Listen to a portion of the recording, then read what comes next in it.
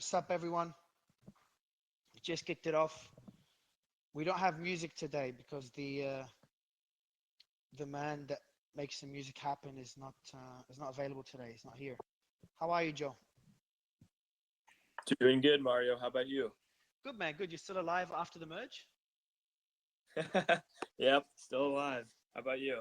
It's one of those things where everyone's expecting, like, like a World Cup final ending. Everyone's expecting something major, and then it happens, and no one notices, and then everyone forgets about it. Exactly. Let me see where everyone is. Take your slippers off. That's too loud. All right. So I'm in Greece now. If my internet cuts out, I apologize in advance. Let me bring up Jeff.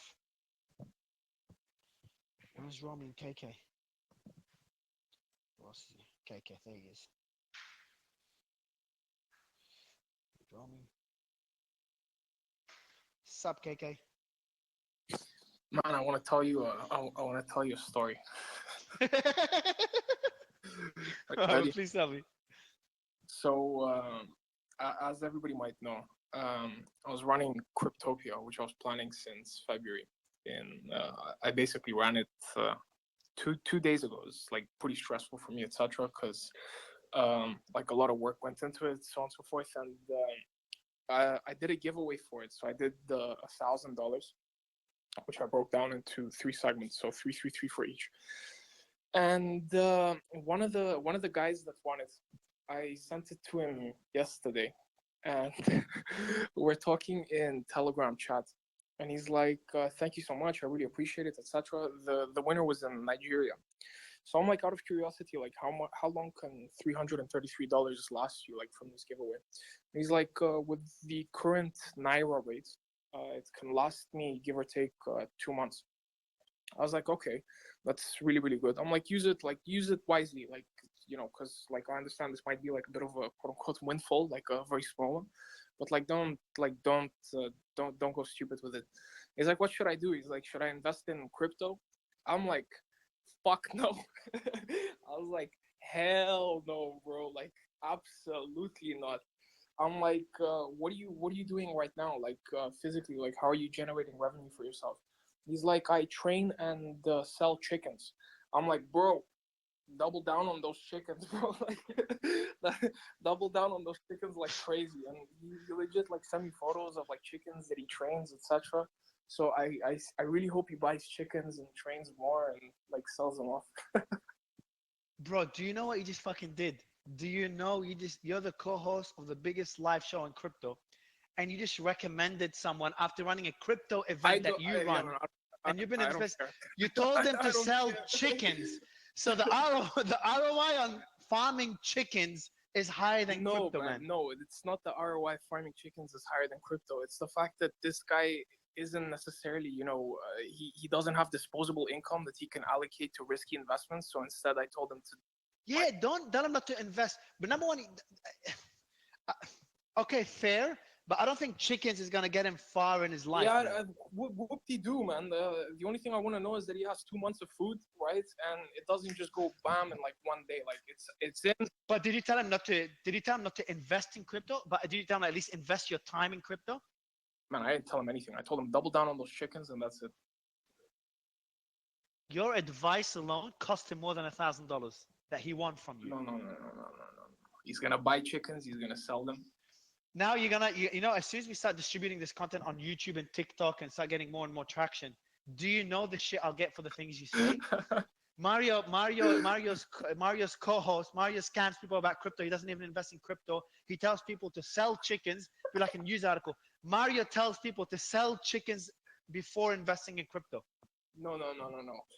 Here's exactly how it's gonna go. It's gonna go. The crypto roundtable's co-host is telling people to not invest if they don't have disposable income and instead focus on things that they understand. Yeah, but do you know, I like the fact that I sent you a co-host invite. If you cannot accept it this time around, after what you just said, it might be good for damage control. But I like the fact that, we're a crypto show, but then you're you're not even that deep into crypto, even though you've been in the space since 2017. And for me, that's a good thing because it just shows that, okay, I'm balls deep in the space, but then my co-host, my occasional co-host by the looks of it, my co-host Is not. So that kind of gives two different perspectives. But and kind of shows when you start voicing your concerns about a few points. I want you to keep voicing your concerns. And if you don't believe in something, say it. Don't be a pussy. Why, man? No, hold up. What would you do? Would you tell him to invest all his money into crypto? Like, are you serious? When he's telling you that he could survive on 2 months without money.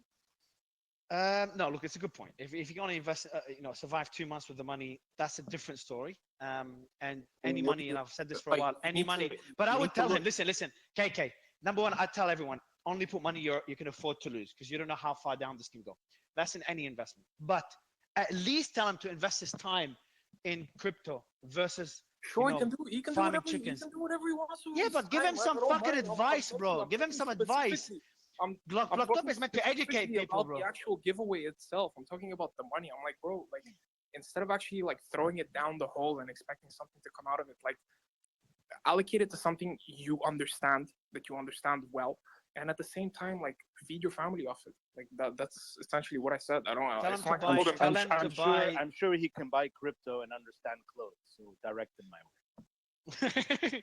All right, tell him to buy a KK coin or Mario coin.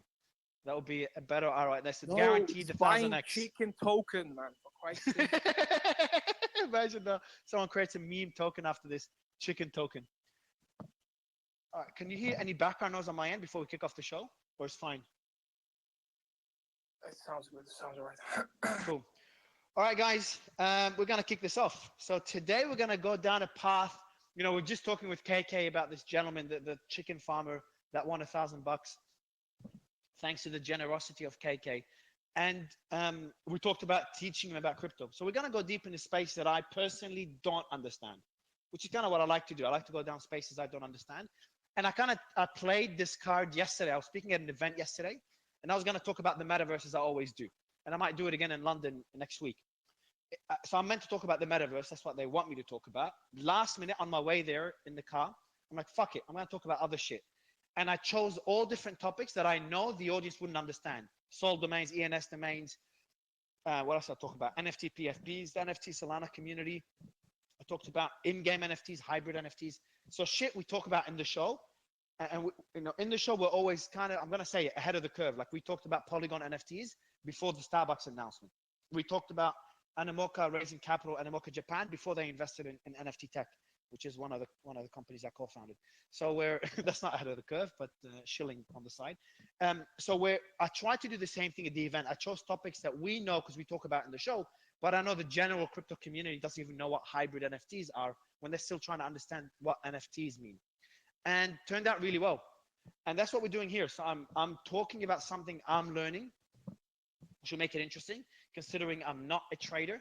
And we got gonna have panelists that are traders. We've got Bullish Trader on the panel right now. What's up, Bullish? What up? What up? So it's gonna be a good show. What else we're gonna talk about? We're gonna give away 10K and then go deep into the market and maybe go through the ETH merge. Romy, if you can message Fubar and he can give us an overview on the ETH merge and how it went and what its thoughts are, I think would be good. The sponsors before we kick off the show. We've got, of course, Faith Tribe, which is bringing metaverse bringing fashion to the metaverse. I think you all know Faith and you all know Wahid. So they're a digital platform for the creation, design, and minting, and customization and production and distribution of digital and physical fashion items. Wahid, next Thursday, we're gonna have G Money, who's also deep in the metaverse fashion. He's gonna be co-hosting the show with me. So it'll be good to have you next Thursday. Also, I'm gonna make an announcement. An hour before your show, I'm doing my first AMA in 2 months. Holy shit! After my show, you mean? 1 hour before your show. Oh, next Thursday. Yeah. Holy shit! All right, send me the link and I'll tweet about it. Absolutely. The other sponsor, we got NFT Tech, which is a public company. Animoca Japan just invested among other guys. They've got a lot of announcements. I should probably mention them. I'll make a tweet about it and pin it. They're fucking killing it. Even though I co-founded the company, objectively speaking, and it's hard to be saying this when I'm a co-founder, they're fucking killing it. And we've got Quantum Museum. They're the first, and they're the main sponsor of the show today. They're the first real museum in the metaverse on Phantom FDN. So it has the most unique and complete NFT fossil collection in the world. We've talked about these guys before. They were pitching on the show as well. So Quantum, they're bringing a real museum into the metaverse. And I think this is where the space is going to head over the next few years, is that you're going to see a bridge between the physical world and the digital world, which Wahid, I know that's music to your ears, before the physical and Web3 world completely detached. And Quantum Museum is a good example of this. So yeah, check them out. First collection of real world fossils in the metaverse. I'm going to pin them all. And then the last sponsor of the show, which, you know, it took us a while to accept the sponsor because they're an add-on team. We usually like to dox the team, and we've had our team talk to them to make sure that, you know, we're comfortable mentioning them. And they're called, and plus their name doesn't help, Viral Coin. Viral Coin is redefining subscription payments in crypto and the entire crypto industry. So holders can pay for their subscription and bills with Viral Coin. So the price of Viral Coin stays relatively stable, allowing a holder to predict the price of their next bill without fear of fluctuation. So it's kind of building I think it's an algorithmic stable coin. We'll get them on the show and they can discuss their project a bit later. Check them out. It's viralcoin.com is their Twitter handle. So they're the 4 sponsors. Otherwise, KK, I'll let you kick off the news segment, and then we kick off with the panelists analyzing the news and the market, general market sentiment. I think KK, we can start with the market with Joe maybe, and then Jeff. 100%. I'm trying to the chicken roundtable. All right, so what is up, guys? Welcome to the 18th episode of the Crypto Roundtable. This segment will be focused on a crypto market analysis plus an update on the latest news, which will then be followed by a trading segment where we're going to be discussing trading strategies for essentially trading in crypto, paired up with a coinfession and project pitches segment. So throughout this episode, we'll be giving away $1,000 to 5 lucky winners chosen from within the space, with which you could potentially buy chickens. And as always, make sure to stick with us and engage from the beginning till the end. It's gonna suck big time, as always, if we announce you as a winner and you're not there to claim your prize. A major shout out to the sponsors of today's show. So today's sponsors are Viral Coin, Quantum, Faith Tribe, and NFT Tech. You will find a pin post pretty soon on top of the space where you can go and show them some love. But without a further ado, let's kick it off with the market analysis segment of the show. So Bitcoin has currently broken through the 20,000 range. It's going down. And Ethereum as well, despite the merge, is around the, as far as I last checked, 1,480 levels. Actually, 1,478 right now as we speak. And our fear and greed index has sort of increased for the better. So it's stepped out of the extreme fear levels, and has stepped into the just fear levels. So it's currently coming in at like 28, if I'm not mistaken. Personally speaking, I'm actually confused with the current state of the market from just an analysis perspective, but I'd love to hear the thoughts of actual traders and analysts on the matter. And I think we can start off with Joe with regards to how you see the market right now. Joe, are you with us? Yeah, absolutely. Thanks, KK. What's up, how are you? Hey, doing great. Thanks again for the invite, guys. Always enjoy this space. For this, my market analysis segment, I will focus on Bitcoin and specifically a unique way to think about, the recent price and long-term price of Bitcoin. So this week, actually, Bitcoin mining difficulty hit a new all-time high. And this is simply due to more miners joining the network and more machines turning energy and time into Bitcoin. And they're doing this simply because it's still profitable to do so, even with the price down significantly from its all-time high. So Joe, before you continue, how? Because I've read articles that there was a capitulation of miners, no, and that was kind of a fear. We talked about the liquidation of various over-leveraged DeFi platforms, centralized platforms. Talked about over-leveraged VCs getting screwed, like 3 Arrows Capital. By the way, KK, we got to cover the Do Kwon story. Fuck. Add that to the agenda. But back to Joe, my question is, didn't miners face any liquidation risk just a few months ago, and the price hasn't improved much to kind of get out of that? Yeah, no, that's a great question. And mining is a very obviously complicated business with many different entities mining, and there's kind of like multiple factors that determine basically as a miner your cost of production for just one Bitcoin. For example, if you're running old generation machines that maybe came out in 2018 and you're operating at relatively high electricity rates, you're simply unprofitable at current prices. If you're buying new generation machines and you're operating at, very cheap electricity rates, you're still extremely profitable. You could have, operating margins north of 50%. So it definitely just depends on your situation as a miner, and just certain miners have are positioned well to do well in bear markets, and certain miners are positioned very poorly during bear markets. But yeah, that's cool. Definitely. It's kind of yeah, so like bear markets kind of force miners, instead of focusing on printing money, they focus more on being efficient. Yeah, absolutely, and that's kind of what happened. So with the capitulation that I've mentioned previously on these spaces, and that you mentioned, that's basically the old gen or mid gen mining rigs. They're getting sold off because the operators of those rigs are inefficient. They have high operating costs, which is likely from their energy source, or at least a majority of their operating costs is from their energy source.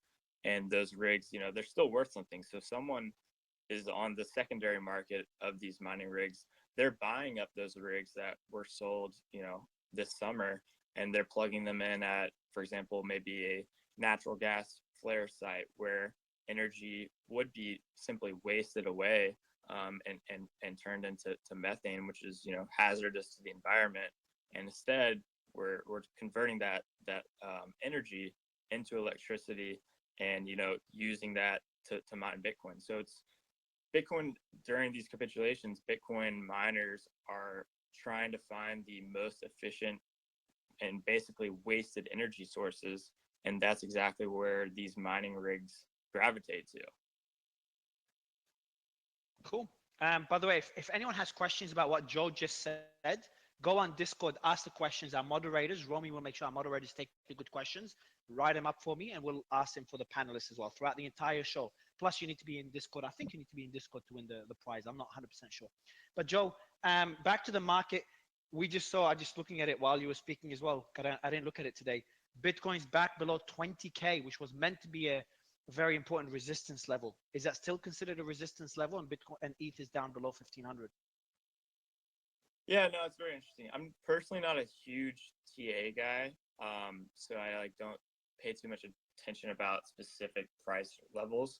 I think generally my position on Bitcoin has been fairly simple. I think personally, I think it's likely that Bitcoin has bottomed unless U.S. equities do make new lows.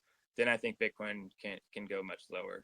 And so, kind of what I'm looking at for U.S. equities is, if over the next few months CPI remains very hot and the Fed continues to be very aggressive, then I think we will likely see practically everything hit new lows. But as far as like specific price action right now, it's hard to tell, and I think Bitcoin is going to remain highly correlated with S&P 500 and Nasdaq as well.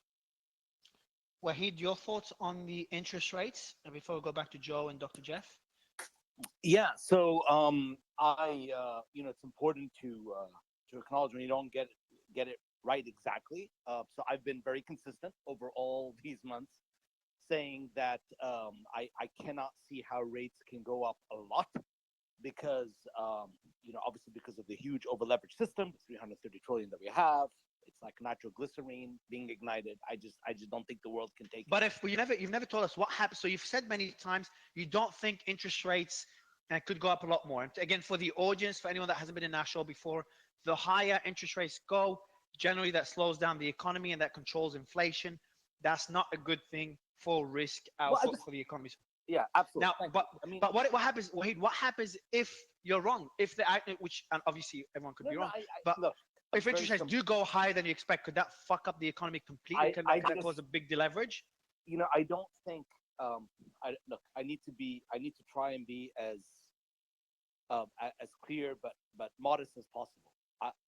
There really is only two solutions. I need to get a coherent debate against this. That we are either going to blow up the system and go through massive deflationary forces because we have just so much debt, and so if you raise the interest rates too much, you just choke off the complete economy, and then things really fall off a cliff, again, because we have so much leverage in the system. Think of what happened in crypto, right? When leverage went out of the system all of a sudden back in May and June. Okay, we saw the cataclysmic effects and 4 or 5 standard deviation events that people didn't think was possible, and anyone who thought they had a risk model, I mean, that never worked. So I really truly believe that the Fed is testing this. They are going to continue to raise rates until something breaks, and that's what a lot of people are saying, because pretty much every time in history, and I mean 100% of the times in history, there's no example or precedent of the opposite. Every single time they've actually done this, gone on a rampage of raising rates, they've broken something. And then they basically capitulate, pivot, and then dramatically lower rates. And then unfortunately you get this reflation where the rich people and the people holding assets and leverage are the ones who benefit and everyone else sort of suffers. So leading to structural inflation. So of course, when you see them being this hawkish, it tests your nerves, okay? So I do think they're going to try and get to their 4% plus terminal rate. I think things start to break in the next month or two. I think September, October are going to be ruthless. I've always said that we're going to have to, unfortunately, go through this pain in order for us to get to the Graham pivot, in order for us to do what we've always done over the last 20, 30 years since the gold standard, or actually 40 years since the gold standard went away. I just, encourage everyone, when that happens, get your buying boots on, because I am not in the camp that we're going to go back in the caves. I'm not in the camp that the world's going to fall apart. I'm definitely in the camp that they're going to reflate away because they have no other choice. They want to keep the system intact, and you want to be in assets, and you want to be hedged inflation-wise. So does anyone think Tom is in the house? KK, don't freak out. I know your number one fan in life is on stage. Does Tom what's the possibility that we haven't even seen the beginning of what we could? I'm pretty bullish as well, but I want to get someone's perspective on the possibility of what can lead to the economy getting potentially similar or worse to 08. 08 was a global financial crisis. It was fucking hell. Everyone was talking about the Great Depression all over again, like the 30s, for anyone that doesn't remember. Is that a possibility? What can lead to it? And what can we expect if that happens? Any panelists can unmute or put their hand up on this point. Sure. Jeff. I'll jump in now, if that's okay. Thanks for having me up again. Mario, the last time I was here was probably 2 or 3 weeks ago, and at the time I was pretty bearish. I'm actually more bearish now. So I run a fund and investment advisory as well. So, and I'm kind of a macro guy. I trade based on long-term trading systems and momentum. I think that things have gone from bad to worse, and I think that we still have much more pain ahead of us in risk assets, especially. So why do I say all this kind of stuff? First of all, inflation, we're seeing some mild disinflation, right? But it's still sticky high. That's a real problem. The Fed, that means that they're going to continue to raise rates. I look at the 2-year treasury yield to see how high the federal funds rate can be raised. Right now, the federal funds rate is sitting at 2.5%. They're going to raise it again next Wednesday, the 21st. Right now, the 2-year yield is at 3.85%. So what that says is that the bond market is granting the Fed the ability to raise rates as high as basically 3.85% before that puts a cap on it and it breaks the market. So here's the huge downside. The worldwide economy is slowing into a recession. We still haven't seen unemployment rise yet. That's a very lagging indicator. That's the last of the things that's the last domino to fall basically before an official recession gets declared. That's absolutely in my mind going to happen. The worst is still ahead of us based on yield curve inversion. We have worldwide growth slowing, and we have the Fed getting increasingly hawkish into that. That's a huge, horrible, terrible setup for risk assets, crypto being the primary risk asset. But also equities. Equities, I think, have much further to fall. I think we're going to absolutely be comparing this recession to 2008, 2009, as well as the dot-com crash. It could get worse. Why could it get worse? Because the debt market is terrible. This time around, we're actually going to see sovereign nations default on their debt, I think. I think we're going to see countries leave the European Union before this is over because of their debt woes. Italy and Greece being the primary culprits and the countries we should be paying attention to. Lots of developing nations are not going to be able to afford their debt. Why? They have debt that's based in US dollars. they're not only heading into a recession, but their currencies are rapidly weakening relative to the US dollar. They have to pay back their debt that they owe in US dollars. So it's actually kind of a double whammy to them. They're getting punched in the face and kicked in the nuts at the same time. Pardon my language. So it's going to be bad. And I think we're at risk for, just like we saw contagion in the crypto sphere with Terra Luna, we may see contagion across the entire worldwide bond markets, and that's absolutely going to affect real estate. It's going to affect equities. Everything's going to get affected. So it may not be as bad as I think it's going to be, but it has the potential to be extremely bad. Can And, I just say something, Mario? So yeah, of I course, bro. agree 100% with that sentiment. That is one of the paths. I'm just not in that camp. I don't believe they let that happen, and unfortunately, they control it. They control the printing press. They control interest rates.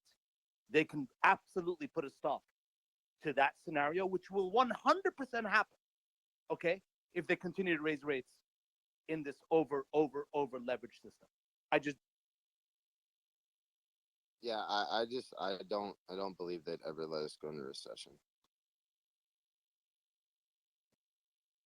Hey, time will Can you tell. hear me, guys? Can you hear me, guys? Because my internet chopped out. We can hear you now. We can Yeah, hear. yeah. So, okay. So I heard what most. So Wahid, what you're saying, because it chopped out when you were speaking. I thought it was you. Turns out it was me. What you're saying is that you think the Fed will, the printing will start. Which, printing as a term is simplifying something significantly more complex. It's not just a machine printing money and just putting it into a system. But that's too technical of a conversation for this show. But if you're saying that the printing by the Fed will save, save us from, yeah, 08 2.0. I mean, I don't like it, but I agree with the previous speaker. We are 5 times more leveraged, 5 times more leveraged than 08. Which is like, before I Put give that in Whale, perspective. I mean, yeah, before Whalecoin talks, that's what worries me. 2010, 2011, 2012, I was one of the people that was just freaking out, expecting Armageddon, because it's like we didn't, things started getting worse again after 08. We just delayed the inevitable, this band-aid solution, which I know a lot of people agree with that sentiment and others disagree. Doesn't that, like, okay, so if we print again and get out of this cycle, does that mean eventually there will be a time where we have to deal with the leverage that we have? Or is that just a new economic system that is actually more sustainable than we all expect? That could we have, Tom, like, could we have 08 2.0 significantly worse, Tom?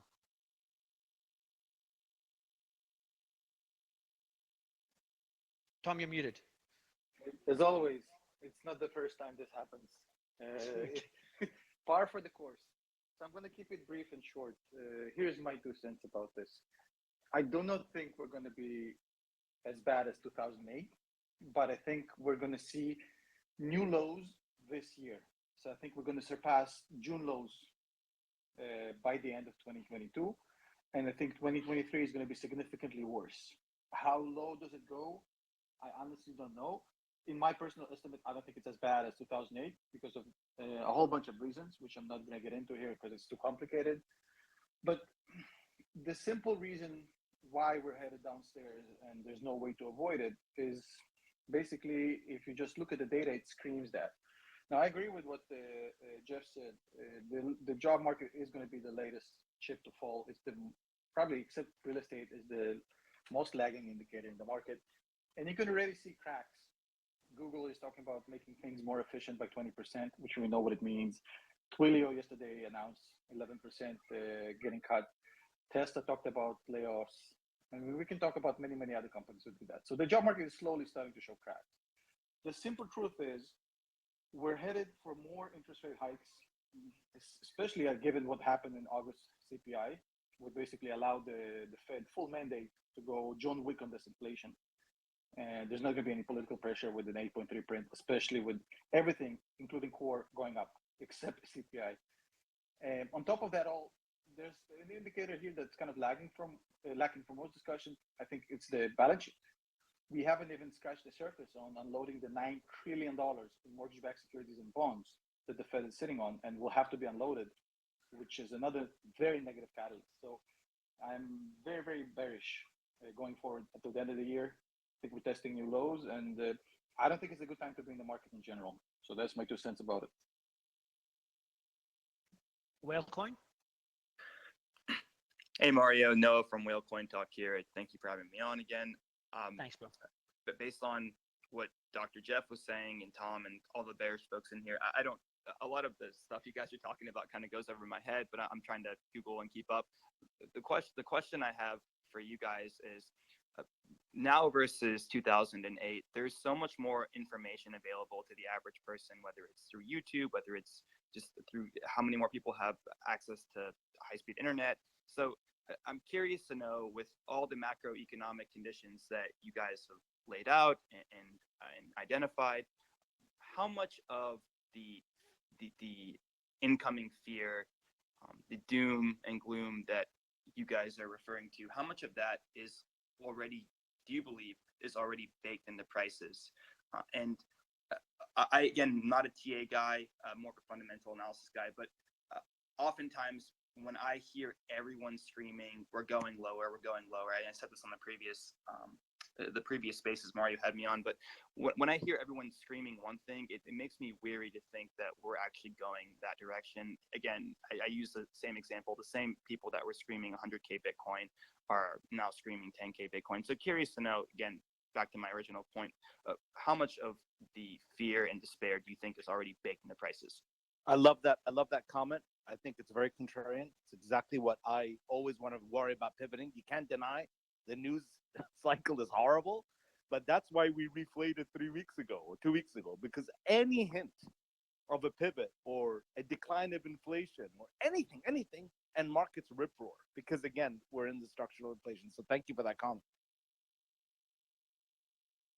Yeah, no doubt. If I can just jump in, because I hear this a lot from people who talk about basically the Fed pivot is what's going to save these risk assets going forward. I just like to remind people back to what happened in 2006 to 2009. The Fed actually raised rates all the way up until August of 2006, and then they paused all the way until July of 2007, at which point they began to dramatically perform quantitative easing, lowering rates rapidly. The market didn't actually bottom until March of 2009. So about a year and a half later, actually a little more than that, about 21 months later. Same kind of thing happened back in 1999, 2000 as well. Just because the Fed pivots does not mean that all of these huge, massive structural issues that are already underway and these gears are in motion, they don't just reverse quickly. I think most people have recency bias and they're thinking of the March 2020 COVID V-shaped recovery. I'm just telling you guys, as an old dude who's been around for a long time, this will not happen this time. This is like a legitimate recession, worldwide recession. There is a lot of slack to be taken out. And one other thing and why I think this could be worse than those other two recessions, this time at the peak in fourth quarter of 2021, stocks had actually hit an all-time high from a price to sales ratio perspective, all-time high, higher than 1929, higher than 1999. There is a lot of slack to be taken out of equities. These things could fall much further. They could actually fall not only 50%, but 60 or 70% from their all-time highs before this is finished. And this may be going on for a little longer than most of us are even mentally prepared for. So just something to keep in mind. Can I give a rebuttal? Sure. Yes. Okay, so we reached 1 trillion in debt, basically, in the 1980s. Okay. We are now at 31 trillion and the world is at 330. I disagree, because you're 100% right that when they do the increasing cycles in 1994, where they broke things, because I've also been around for a long time, every single cycle gets shorter and shorter and shorter. And the Pavlovian whistle is happening because people recognize that, holy crap, in 08, the world was coming to an end, and then they did QE, and lo and behold, the market reflated. Holy crap, COVID. There's not a single person on the street. Everything closed. Then they do this massive QE, and then everything reflated. So now people are saying it doesn't matter, that it's all about fund flows. And so I remind people that when you take that to the extreme, you take a recession, a depression to an extreme, but you make things graffiti. The best performing stock markets in the last decade have been Venezuela, Zimbabwe, and a few others, obviously in local currency. The point I'm trying to make is that I'm not disagreeing that they've monumentally fucked up the whole economic system. What I am trying to say is that relative to what? the stock market will go down a lot relative to gold and silver and Bitcoin. But relative to cash, to fiat, it is going a lot higher over the long run because you just cannot, the math doesn't work otherwise. PEs are going to keep reflating because the E in the PE keeps getting reflated upwards, right? Because in dollar terms, it becomes meaningless. So that's my rebuttal. Every single cycle is getting shorter and shorter and shorter. The Pavlovian cycle is very much entrenched. It's not a recency bias. I just think that people have looked at Armageddon and like COVID shutting down everything, and yet things still reflate. And this time around, the next time they pivot and they do QE, I think everything goes vertical. But people won't feel good. Okay, it'll be an economic crisis, but things will go vertical. No different to other hyperinflation environments. KK, Tom, bullish. Go ahead, guys. Anyone, whenever you like. I just want to throw my 2 cents into, I agree with Faith and Jeff to a sense. I agree with Faith on where he camps. What Jeff says, it is possible, but I mean, the thing that I want to put out there is, a lot of people are comparing 2008 to now. We're not in 2008, right? Regardless how we sit politically or how we sit with inflation, we're not in 2008. There are different sectors. There's different things out there right now that have a better chance of holding the economy together so it doesn't break, than for it to just absolutely crumble and break. So, I feel like, again, like I said this on the last show, I feel like this isn't gonna, as a technical analysis trader, yeah, I can look at the chart and say, yeah, for my personal opinion, the worst that ETH would hit would be 1275 right now. I feel like if it did hit that, it'd bounce massively off of that, and that's just be a retrace to fill the gap that it's pushed up over the last few weeks. I couldn't see Ethereum going, down to 500, whatever it is people are trying to call, based on, the chart, right? But then I also look at everything as a fundamental standpoint right now. But so if we want to be honest, where everything looks fundamentally, why isn't the market crash now? I mean, the economy is absolutely fucking trash right now. It's not like it's getting worse. It is worse. It's horrible. It's absolutely immeasurably horrible. The economy is whacked out. So like this whole, it's going to get worse. It's going to get worse. It's fucking here, man. Right. And there's still things holding the markets up in general, again, because it's not 2008 and there are different factors now. And I do think what Faith was saying, I really think this is going to be a political play that actually keeps the economy here where we're at bad, right? Everybody thinks, where we're sitting, but I don't see it getting worse, because if it did, then we would be going down Jeff's route. And yes, then you would start getting into an absolute world recession and you would destroy the fucking economy. What would be the point of Bitcoin? Because without some type of, no matter what, Bitcoin has to have something, it has to buy it, right? So that's other people's cash, gold, whatever it is that you need in exchange of other money to get that Bitcoin or get that crypto or whatever it is going to be worthless then, right? So then the whole world would absolutely crash. And I do not see that ever happening again, with the factors of where we're at now, technology wise, with everything going on. I feel like it's going to stay as a political play. They're going to maybe let you sweat, but I just can't see an absolute utter recessional crash here, because it would be the last one. It would be. I don't know. How would you recover? You know what I'm saying? Tom? Okay, I was muted again, as always. Boomer Tom in the house. I just want to clarify how this thing plays out, in my opinion. Nobody knows. Nobody has a crystal ball, right? None of us actually, if we had a DeLorean, that would have been great, right? But here's the two scenarios I can see in front of me.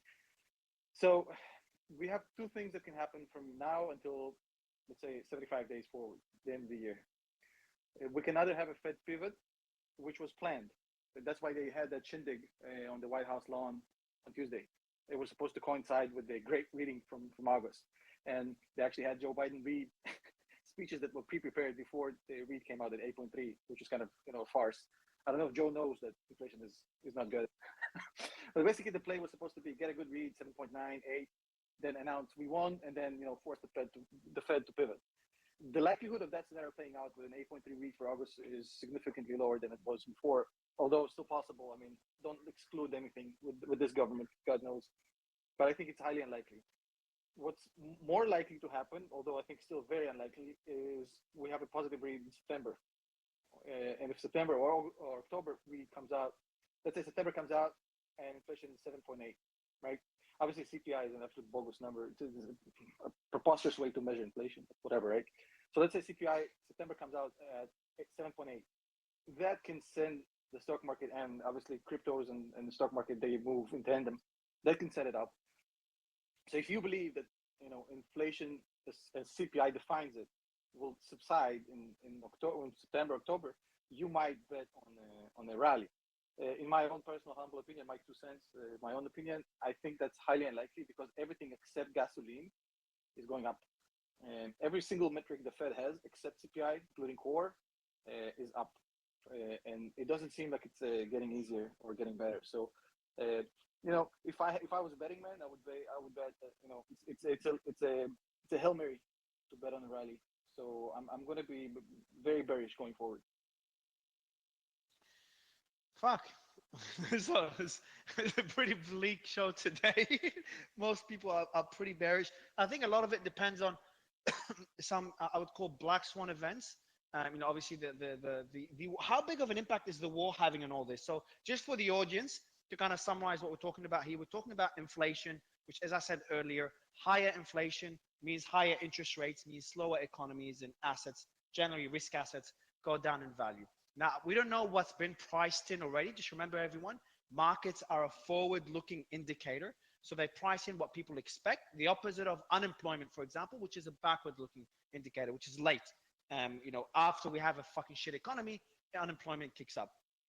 So what's causing high inflation? Various, the money printing is one reason, probably the major reason. Panelists, if I say something wrong, correct me. Another big thing is the war in Ukraine and Russia.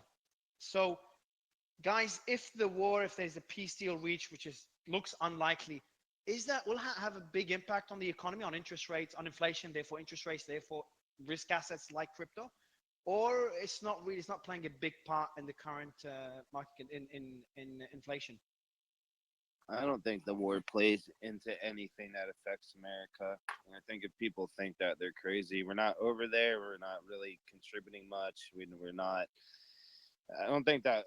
I mean, we've contributed, but we're not contributing in the sense where I feel like it's impacting our economy. I don't feel.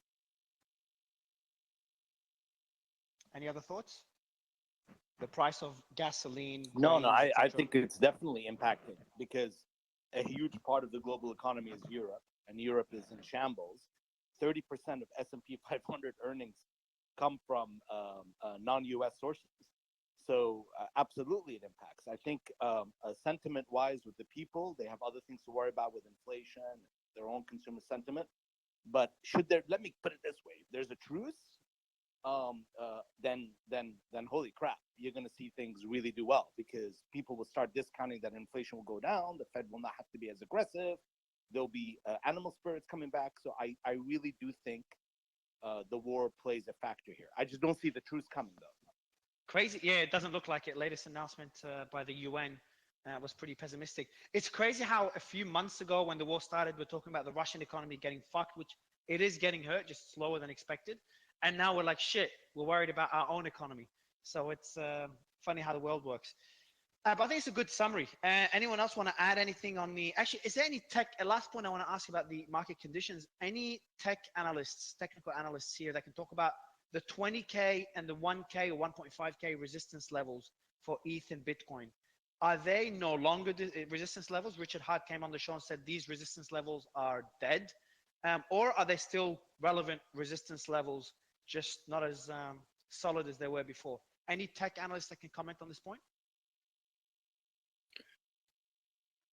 I mean, yeah, I mean, like I always say, Mario, I personally think, the market's trading sideways right now just because of what Faith said earlier about how, yeah, gas is the only thing that's going down and other things stay inflated. I think that imbalance is what's actually allowed the market to trade sideways. And everybody's got good points of view up here, but I'm basing the chart, and for me, like, I just see sideways movement. I don't see anything insane. I have a huge stop loss at 1275, which is the 50-day moving average. That's where I get fearful. But right now, I mean, until I see it down there, I'm not. I just think it's gonna do what it normally does over the last couple months. Regardless, we get down to this 1480 area. We usually end up holding it. We push back up over 16s into the 17s over a week or two. But we'll see what happens. I'm following the chart. Chart has a trend right now, and it's playing the same trend it's been playing. But my personal opinion, not financial advice, and until 1275 touches, that's when I get scared. But I'm not scared right now. 1275. So that's. Can you tell me what? Are you talking about the price of Bitcoin? 12,000. No, I'll talk about ETH. 1275 ETH. You know me. Okay. I don't mess with ETH, Bitcoin. yeah, exactly. 1275. So you're looking at that being a resistance levels before, and then what about the 1K resistance level? I'm out before that. I'm out at 1275. That's where my stop losses are at in my sells. Okay, cool. All right, KK. What other news should we comment? Any notable news for the week? So there's like three basically. There's essentially the merge, which I think we'll cover later on. Then we have the fact that Binance is basically auto-converting, so existing and new deposits of USDC, USDP, and TUSD as well, which is pretty interesting because people are saying that they're essentially doing it. Why not USDT? I have no idea. Honestly, nobody knows. That's a pretty interesting one. But they do have their BUSD token, which is like, I think it's ranked third, if I'm not mistaken, in terms of stables. So this could be like the initial push with regards to essentially, quote unquote, minimizing competition.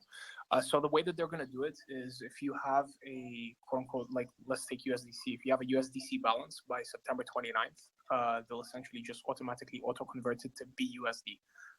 Without any intervention from your side. Are you sure? Hold on, but are they going to order? So what I understood, and Noah, they're auto converting it, or they're giving you the ability to place a withdrawal up until that deadline. No, but I thought they're removing the pairs, the USDC and USDT pairs, and replacing them with BUSD. But you can still have USDC and USDT balances on Binance. That's fine. Noah, I see you unmuted. As far as so you can still withdraw. Like, so basically, you can deposit the stable coins that they're quote unquote delisting, and you can deposit them, it automatically gets converted to BUSD. But when you want to withdraw, you can choose to withdraw as USDC again, or the other LUSD. I don't know what other stable coins that they've listed there, but it's not as bad as it sounds. Will they convert your USDC into BUSD after September 29th or 30th? No, but I'm saying that if you wanted to pull, like, let's say you wanted to withdraw one of those stable coins, it would automatically convert the BUSD back to USDC, for example. Right, but like in my balance, will I be able to see USDC? No. Right. Okay. Cool. And isn't that monopolistic behavior? Would you expect regulators to take action? I'm sure they've done their homework. Binance has done their homework before. There's no regulator here. It's outside jurisdiction, man. What do you mean outside jurisdiction? There's Binance US. But it's not a securities. It's not a securities. So Yeah, but it's monopolistic behavior, no? Yeah, but it doesn't matter. They don't have anybody to report to. They have nobody. Exactly. There's no jurisdiction. Yeah. There's no quarterly earnings. They how's got to file. They don't got to prove nothing to anybody. How is that fair? Like, why? So Binance, because they're based in, I think, Malta. Don't change it. We like it this way, dude. Yeah, I think it's bullish they're doing that. I think that's bullish as fuck. But why would any company, like, what's the benefit? So Coinbase is based in the US, and they have a lot more. They're already facing scrutiny from the SEC. Why have an entity in the US at all then? Why does any company have headquarters in the US? When you have Coinbase deal with US clients. They don't ever want to fall. Binance Malta can't deal with US-based clients. So only Binance Yeah, US. but can't Coinbase to deal with non-US clients. Ah, okay. So Coinbase is only facing scrutiny for US clients, and Binance. So Binance US, because they have Binance US, which I'm guessing is based in the US. That one will face scrutiny if they take similar action. Correct? Are you saying right now that Binance US won't do the auto conversions? I don't know. I don't know if Noah or someone knows. But if they are, then they would face scrutiny. I'd want to check this one out. I would assume US would probably be a little different. But the thing is, does Binance follow any US regulations, which I don't think they do. So if Binance, they don't follow them, then they'll no, probably there's two entities though. There's Binance non-US, which doesn't deal with US clients, and then there's Binance US, which is a completely separate entity. And they, I remember in the early days when they launched Binance US, they weren't supporting many tokens that were supported on Binance because of SEC securities laws. So I think they'll play by different rule books. I would assume if they play by the securities, then no, then that'd be illegal to auto convert all your money. They wouldn't be able to do that. Noah, final thoughts on this matter? Oh, I was just going to make Federal one. Trade Commission, Mario. Federal Trade Commission is who does, who will prosecute for anti-monopoly. Okay, and the exchanges do not fall under Federal Trade Commission. Noah? I was just going to ask the panel for their thoughts on this. And initially, when I heard the news, I thought I was annoyed by it because maybe I don't want to withdraw BUSD. Maybe I want to keep using USDC with DeFi protocols or whatnot. But when I found out that I can still withdraw those stable coins and it just auto converts it to BUSD when I'm in the Binance ecosystem, I don't see the big deal about it. I mean, if anything, it means less slippage for stablecoin and crypto pairs. But I would love to hear other people's. Maybe I'm missing something. I'd love to hear other people's opinions on that. No, but when Apple, for example, when Apple doesn't allow you, allow you to download certain apps on their phone, or don't allow certain companies like Facebook, etc., to use the App Store, that's considered monopolistic behavior. But you could say, hey, that's their own app, so they could do whatever they want. But this is where it gets tricky. So when Binance has such a big share of the market, they can't do things that we don't, if small to medium businesses can do. That's the best way I would put it. Because I had, in my e-com company a long time ago, I had a similar case of monopolistic behavior by one of my competitors. So that's how I understand it. But for the end user, doesn't really mean much. And for Binance and their competitors, it means a lot. Kirill, what's the second out of the three news segments, bro? The second one is basically, it's been a year since El Salvador adopted Bitcoin as legal tender. And basically all 10 out of 10 Bitcoin purchases are currently down. So they're in the red. And their whole movement, so they basically released something called the Chivo app, which people could use in El Salvador to basically transact with one another. It was like the quote unquote domestic Bitcoin wallet.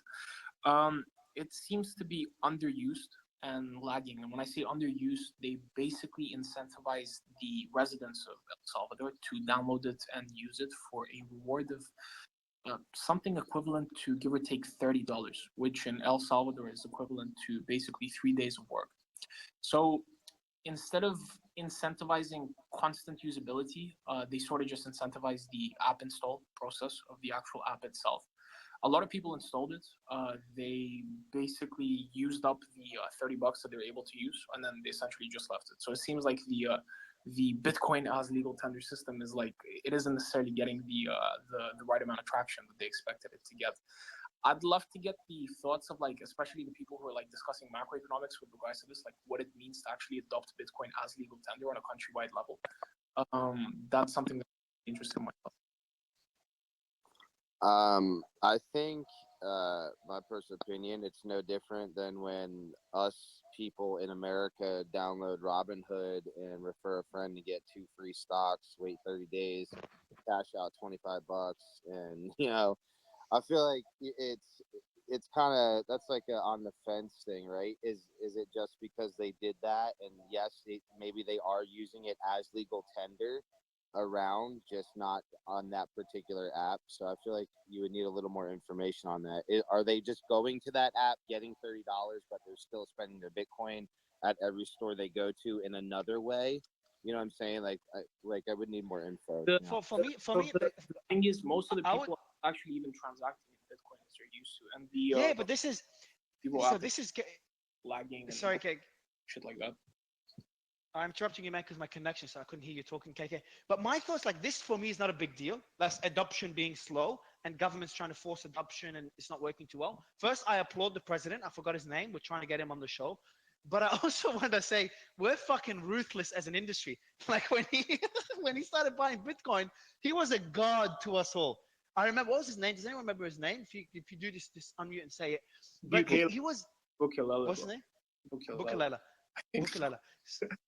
So Bukilela, if that's his name, if you're messing with me, like, not a good idea.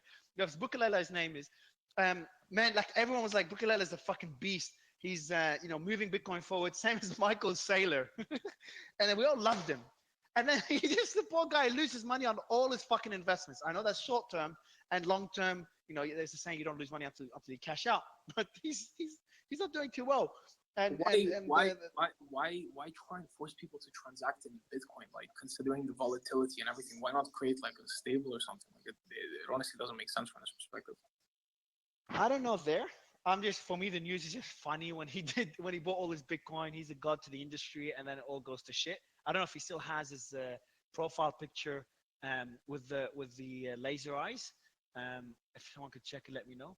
But yeah, that's and then Michael Saylor as well. Like he bought Bitcoin, everyone loved him, and then now he's facing risk of liquidation and potential tax evasion. But yeah, it would be good to get him on the show. But that's a good question actually. Like why? Joe, we've got two Joes here, Joe Burnett or Joe Calsarar. Welcome. By the way, Joe Carlasar. Sorry, man. I'm usually not, but I'm usually good with names. Doing great. It's Carlasari. Thanks. Carlasari. I'm usually good with names, except this one I fucked it up bad. But man, like, can anyone explain to me the benefit of using Bitcoin as legal tender? And Wahid, we've spoken about this. Wahid Faith Tribe, we've spoken about this. And we're talking about potentially introducing to one government. So I'd love to learn more about it. So let's just talk about what legal tender means. Paying for a good or service happens all the time in every country with things other than legal tender. That happens. Merely paying for something, that does not make it legal tender. What legal tender is, it means that the government imposes a rule of law that debts, public and private, must be accepted to be resolved through a particular currency, through a particular thing. So like the bill as was originally drafted in El Salvador required the folks that in the country, unless they have some sort of technological issue or they lack access to, for example, the internet or a payment system, they have to accept Bitcoin. They have to accept Bitcoin for debts, public and private. Now, the reality is, a rule or an obligation is only good if there is some mechanism behind it for enforcement. So what Bukele has said, and he's telegraphed this pretty widely, is that, listen, we're not penalizing anybody, we're not finding anybody, which is a good move for not using Bitcoin. Well, if that's true, then really you're not going to get much gain out of legal tender as a law. It doesn't really do anything unless you force people to accept it. And when you force people to accept it, obviously then you're viewed as sort of draconian and overly oppressive. So Bukele is sort of, I think what he's doing with the bill and what he did with it was that he tried to encourage folks as much as possible to accept and incorporate and adopt Bitcoin. The reality is, on the ground, there's actually been very few people that have accepted it and adopted it on a nationwide basis. There's some estimates that were done by third parties that I find reputable that find 2 or 3% of daily transactions generously are in Bitcoin at this point. Now, this stuff takes time and it's encouraging, and everybody should be optimistic about El Salvador. But the issue is they have the dollar, right? They're not one of these countries where they're suffering from very significant currency depreciation and debasement. It's not Zimbabwe or these countries where Bitcoin is growing naturally without any sort of top-down rule. And to me, I think that's actually preferable. We want Bitcoin to spread in countries where really they don't have access to dollars. they have the strongest currency in the world, access to it as their primary unit in El Salvador. So I think that's part of the reason why they've faced some friction getting broader adoption. I just looked at his photo, by the way, and he's removed the laser eyes. So that's just as an indicator. But also Googled like El Salvador president. It's Nayib Bukele. Yeah, Bukele. Fuck KK. It's Nayib. You say Nayib, and it's talking about the country, and it says currencies of El Salvador. It's USD and BTC.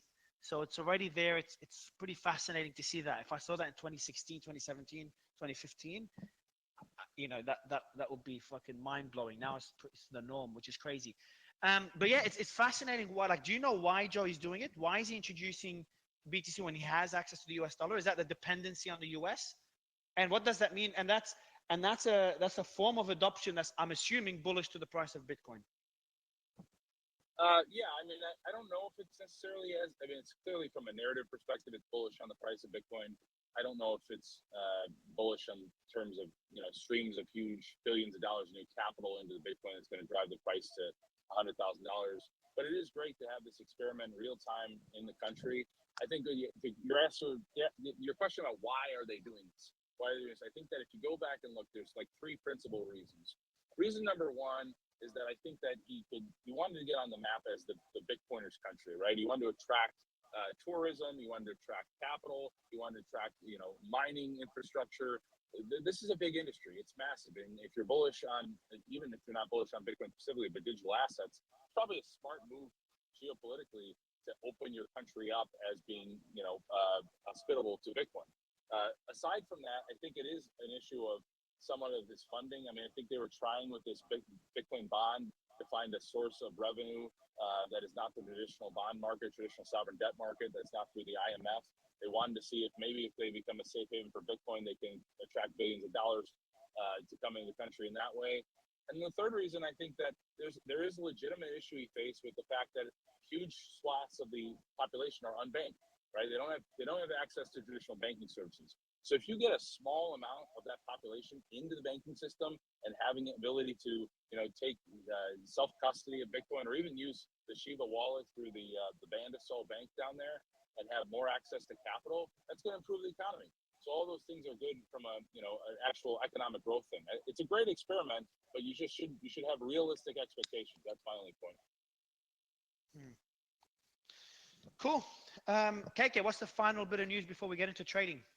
The last one is basically the merge and how the before we talk about the merge, I see Franklin in the house. Franklin, I want to talk after the news segment.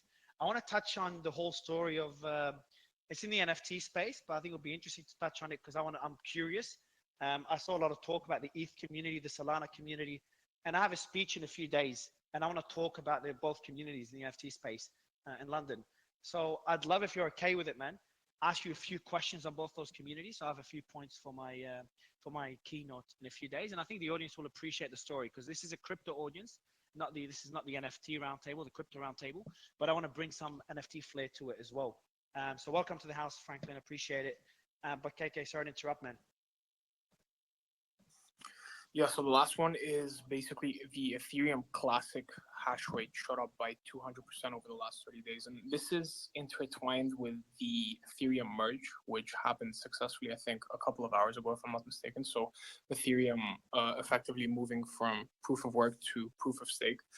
The key thing here is that all these miners, right, now need to allocate all that mining power to some other asset, and they can't allocate it to the best or the second best, which essentially is Bitcoin.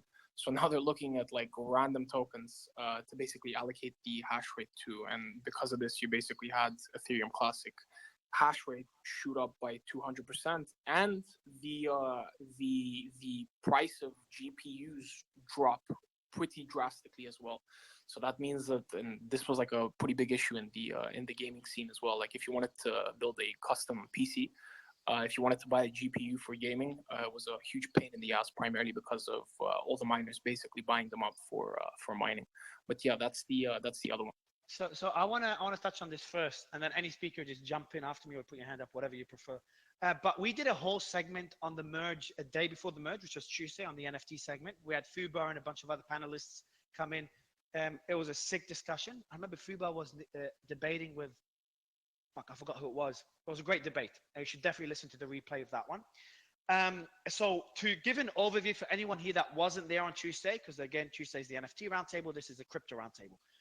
The merge is moving Ethereum from proof of work, which is what Bitcoin is based on, to proof of stake.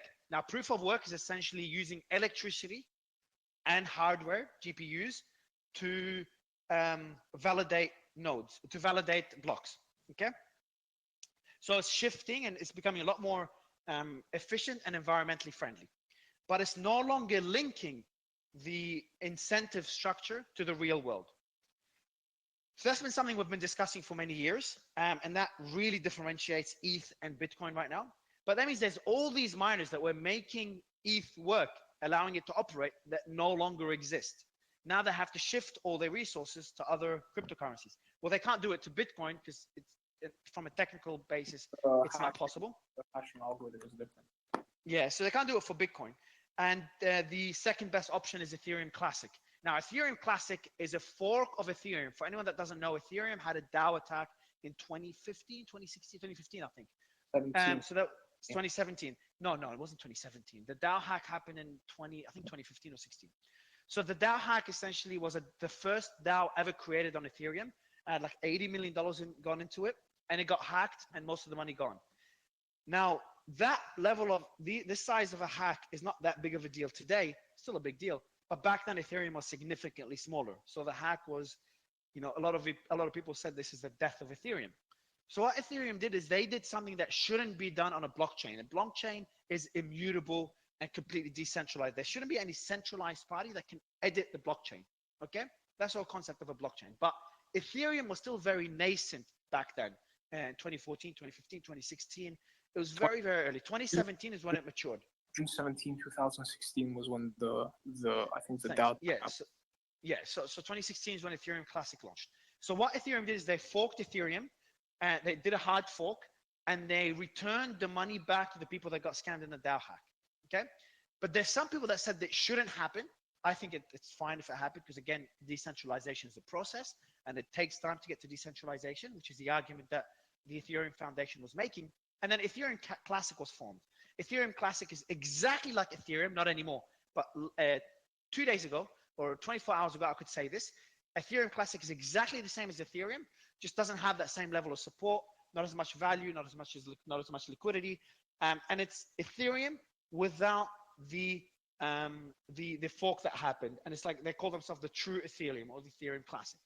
Now they're completely different because Ethereum is now proof of stake. Ethereum Classic is the proof of work version of Ethereum. I think the price pumped since the merge got closer because it's now if anyone doesn't like proof of stake or proof of stake fails, Ethereum Classic is the alternative. So it pumped, I don't think recently, it would have pumped maybe before I'm gonna check now, Ethereum Classic, because people are like, hey, if anyone doesn't like proof of stake, well, now you've got an alternative. And Ethereum Classic is still a top 20 coin. That's insane. And yeah, picked up since May. So it's it's actually doing pretty well, Ethereum Classic, the coin. So that's an alternative to Ethereum. And a lot of that mining power went to Ethereum Classic. So that's an overview from what I understand. Any other panelists that knows anything about the topic, actually Jeff and Joe, especially Jeff, I'd love your thoughts as someone deep into Bitcoin and been in the space for a long time. Your quick thoughts on that merge and what it means for miners and what it means for the industry and Ethereum as well as Ethereum Classic. Sure. Thanks, Mario. So I like to always start this out by saying, you guys, so I've been in the crypto space since about 2015, 2016. But I kind of went to become just a full-time Bitcoiner back in about 2019. So I look at Ethereum with kind of an unbiased outside view. I don't, there's some Bitcoin maxis that want the death of all of crypto and death of Ethereum. I don't care. I don't care if it survives. I don't care if it goes to zero. So just so you know, that's my perspective. I kind of feel like I'm just an outside voice. I think that Ethereum folks need to be careful for what they're wishing for, right? They may get not what they want, but they may get what they deserve. And I don't mean to say that kind of snarkily or arrogantly or anything like that. moving to the from proof of work to proof of stake just further kind of solidifies that what Ethereum is, to me at least, from an unbiased guy from the financial world, it looks like they're just becoming more and more a traditional fintech company. And I know you're going to think I'm crazy, but hear me out here, right? Proof of stake is basically shareholder friendly, right? Whoever has the most stake makes the rules of the system. That's how all equities work. This is just basically an equity-based system. I think that Gary Gensler of the SEC is going to continue to push for not necessarily Ethereum, it's kind of in the gray zone, but other similar proof of stake coins that they're indeed, he calls them unregistered securities. So the jury is still out exactly what's going to happen with that. But when Ethereum moved to the proof of stake system, it basically is now officially competing with all of the other base layers that do exactly what Ethereum does, except they're better, faster, stronger. And so I would not be surprised if this were not kind of the beginning of the end for Ethereum. And to your point, Mario, will Ethereum Classic kind of take hold and continue to rise? Possibly. But Ethereum may not get what they want. This may not turn out to be a good thing, and kind of riding the marketing wave of the ESG narrative, I think could come back to bite them in the butt. So I would personally be very careful. I actually still own a little bit of ETH in some portfolios. Like I said, I'm not super invested in it, don't really care. But I would just be careful what you wish for, because this may kind of just make it easier for Ethereum to become a registered security going forward. And life might be very different. It may just become a tech company in the future going forward, and we'll have to see what the outcome of this is in the long run. Yeah, so the debate of centralization versus decentralization is one we had 2 days ago on the Tuesday show. Joe, go ahead, man. Yeah, no. So I love Jeff because he has great points, and I completely agree with just the overall view on Ethereum. I'm not anti-Ethereum. I'm a Bitcoiner. I think Bitcoin's better technology, but I don't wish it ill. I don't wish it to blow up and people lose a ton of money. I don't like that to happen to anybody. But what I will say is that if you look at, and this, I speak here primarily as a lawyer. I'm not giving any legal advice, but I'll just tell you my impression of this. If you look at the trends that are emerging based on public statements from the SEC, particularly public statements from Chair Gensler, the focus continues to be on what most major lawyers and regulators in the space knew years ago, but he's finally getting to the right point to really get a grasp on this industry and stop some of the scams and inappropriate unregistered securities that are being sold. You have to look at the exchanges. You have to draw your focus on the exchanges, and there's been this increasing Cold War between the SEC and the exchanges that at some point will come to a head. It may or may not come to a head before there's legislation that is aggressively pursued in Congress. That may come in the next term. We'll see what happens with the Congress if we get a new set of people in there that might not view things the same as the current administration. But putting all that aside, how is that relevant for Ethereum? Well, what Ethereum is basically doing is they're moving to this proof of stake model, which is, as Jeff points out, it increasingly centralizes the project. It centralizes it in the standpoint of now you're going to be reliant on the major liquidity providers, those who are staking their coins to validate these transactions. Well, guess what we know about the majority of Ethereum and the majority of Bitcoin, frankly? We know that it's stored on an exchange, that a vast majority of people are retail side, they're storing this stuff with third-party custodians. Bitcoin, they try to emphasize self-custody. You don't hear that as much in the ETH group. And I would bet that the numbers, and I don't know how to verify this, someone who's better with ETH, try to figure out how much the major exchanges hold of ETH.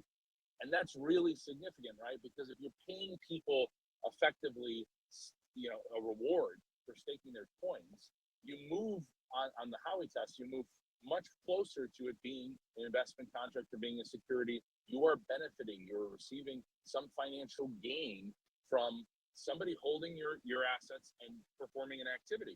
And I don't want to scare people and say, the SEC is going to run out tomorrow and say Ethereum is a security. I'm not about that sort of hyperbole. But what I will say is that if you wanted to cause real havoc for the industry and you wanted to clamp down, rather than trying to go after the Ethereum core developers or the Ethereum Foundation, the SEC can just make it very hard on exchanges that are offering staking services to third parties. They could say, you want to do that sort of activity? Sorry, you got to come in and register, or we'll shut you down. And that doesn't actually disturb the asset itself. Obviously, it still functions. But if you're pursuing that sort of route, and the SEC has this easy central point of attack, that opens yourself up to liability. You just have to be honest about that. It could still go on. It could be fine.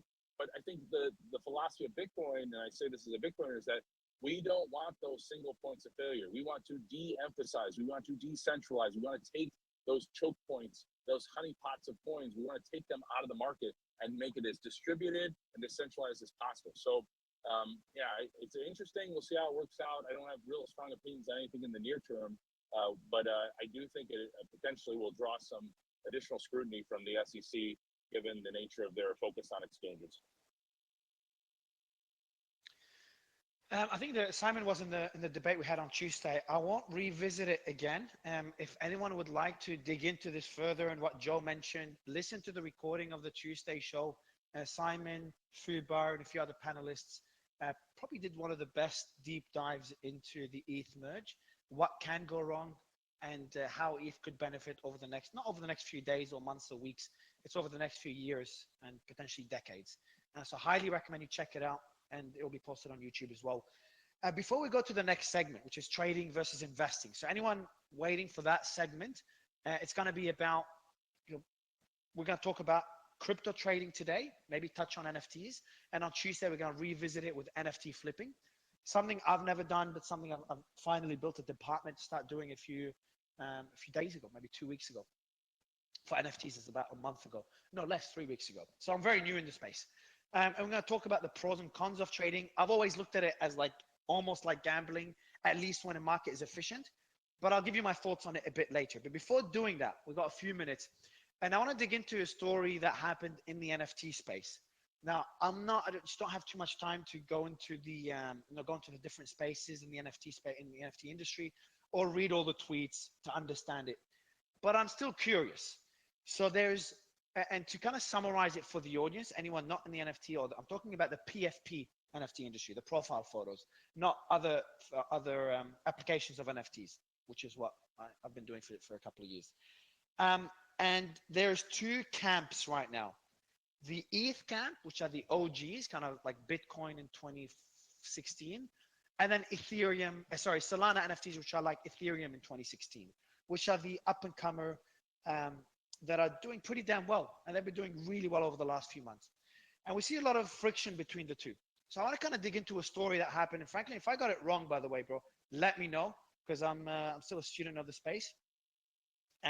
So the question is, Franklin, can you give us an overview in like a couple of minutes of the ETH versus Solana NFT communities, pros and cons, or the differences between the two as objectively as you can, and then kind of the story that happened, because I've seen you up, a lot of people tagging you and stuff.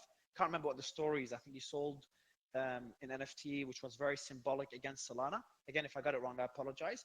But I'll give you the mic, bro. In the meantime, for speakers, Romi's bringing some speakers up and down, preparing for the next segment as usual. And for the audience, we've announced the first winner on Discord, I think. Stay on Discord. It's a pinned tweet if you want to see if you won $1,000. We're giving away, I think, 5K today. But Franklin, the mic is yours, bro. Give a quick intro and then give us your own 60 apes. So I'm guessing you're an ETH guy. Hi, Mario. Thanks for inviting me on. I know I've tried to come on the last few weeks. Always something comes up, so glad to talk now. So yeah, I am. Most of my investments, or pretty much all of it, is on Ethereum. And yeah, we mentioned the apes and their profile picture, how they sort of boomed in the past year and a half, especially earlier in the year. And that's pretty much how I got started really investing in NFTs outside of NBA Top Shot, which I did earlier, which is on a different blockchain than ETH or Solana. Solana really blew up last summer. The price of Solana hit over $200, and that's when the NFT space over there also boomed as well. So I think there's also a similar profile picture boom on Solana as well. It's just comes down to personal preference, which blockchain you like spending money on better, or maybe the artwork, for a particular project that's on Solana is better than what you see on ETH. So other than that, there's not really much difference in terms of like the behavior of the communities or investing wise. It's you have to apply the same principles. Solana, you pay less in gas fees, although Ethereum gas fees are sort of winding down a little bit. And to touch on your story about me selling Youth's picture, which I'm assuming is profile picture, Yeah, yeah. I So was and Utes for the audience, just to tell the audience, Utes are like the Bored Ape of Solana. That's the best way I would put it. They're launched by a guy called Frank, who also launched DGods, which is the #1 project, profile picture project on Solana, and they did extremely well. Had a lot of hype. I think they did really well. I got a Utes, and they gave me a whitelist spot, so I'm holding a Utes symbolically, and they've done really well. So Franklin, what happened, bro? so yeah, I also got on the list. There's an application process. Is quite different than pretty much any other profile picture project where the whitelist concept is the same, but to get on the whitelist was a different process in which individuals had to submit applications, and a group from the team would choose and accept people to be on the list to mint. And there was also some one of a kind extra parameters that included buying a utility token to be able to mint, which obviously fluctuates in price based on how many people are buying, whether or not you should sell the token before you mint and then buy back in, or how long you should hold on to the token. So there's a lot of different parameters in terms of the path to mint, and people who didn't get on the list also took that same path as well. But when I got mine, I decided to sell it pretty much as soon as possible. I wasn't expecting it to be so expensive to buy secondary, so I saw the amount of money that I paid to mint and the amount of money that it was worth, and decided it was going to be a nice quick flip. It's always good to take profits when you can, because you never know what your next trade might be. Like this morning, I tried to put some money into long and ETH, and it went backwards. So I'm always trying to at least scrape as much as I can in terms of profits. And I applied the same principles to Utes. It didn't have anything to do with it being on Solana versus ETH, but obviously the optics can look pretty bad if I apply to be on the list, a public list that people can see who's on it, and then I sell. If the price was lower than the mint price, maybe it wouldn't be as much of a bad look to sell it. So there's a lot of different things that could go into consideration in terms of the optics. But the collection had a record volume in the first day, so there was a lot of people that sold who were on the list who people might not know about, or maybe they didn't broadcast that they sold. So I think it wasn't the fact that anybody sold; it was probably the fact that I sold. I thought you did it. I thought you did it symbolic because you got 61 apes and the Utes. I don't know how much it's worth, like a few $1,000s. So I thought you did it symbolically as well when I saw the tweets. And it's like because you're an ETH guy and didn't want to hold an Solana NFT. So that could possibly be play, like I could be more biased towards ETH. Like I definitely try to hold ETH in my wallet and only use Solana whenever I go trade over there. But if this was the ETH collection, I would have done the same thing. Cool. All right. Well, before we kick off the investing and trading segment, FF Burden, any quick thoughts on the ETH and Solana communities before we kick off the trading segment? Yeah, real quick from me, my 2 cents, man.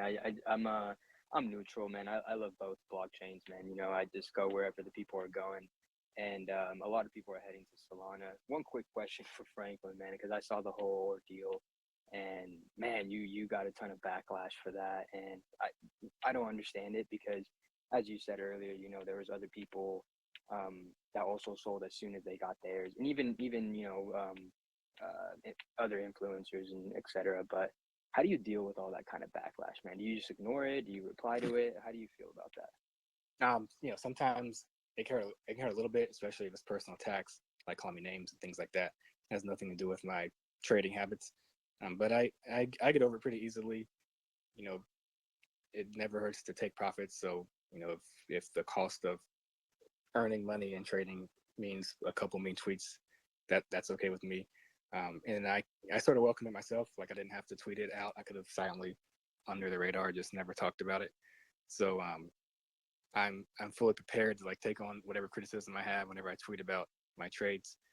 And I guess once you do it a certain amount of times, you get used to it, or not really used to it, but it doesn't really affect me as much because it's not going to affect how I approach the next trade or anything. Like if I use this example today, I lost a lot of money trading.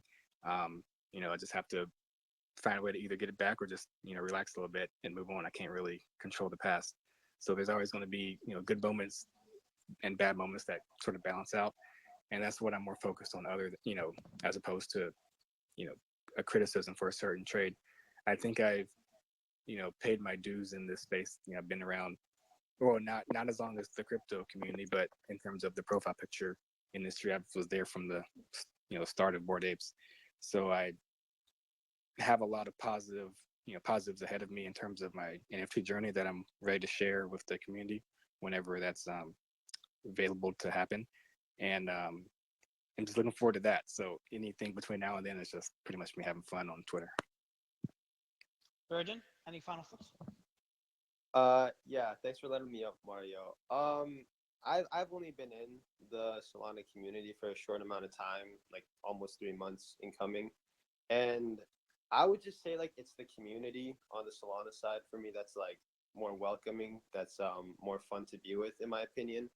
And there is that little underlying beef between Solana and Ethereum. It's like, oh, Solana's for brokies and whatever. But I think if we like kind of stepped away from that and just realized that we're all here selling JPEGs, we're all early. I think it'd be a lot better than just going against each other. That's kind of my 2 cents on everything. Cool. Yeah, so that's how I see it as well. Like I've been asking to end the segment and kick off the trading segment. I'll say this to the audience: anyone that's not in the NFT space, you'll see both communities. Why is Solana needed for NFTs? I'm talking about profile pictures, not other NFTs like in-game NFTs. With ETH heading towards, having layer 2s like Polygon, which Starbucks is partnered with.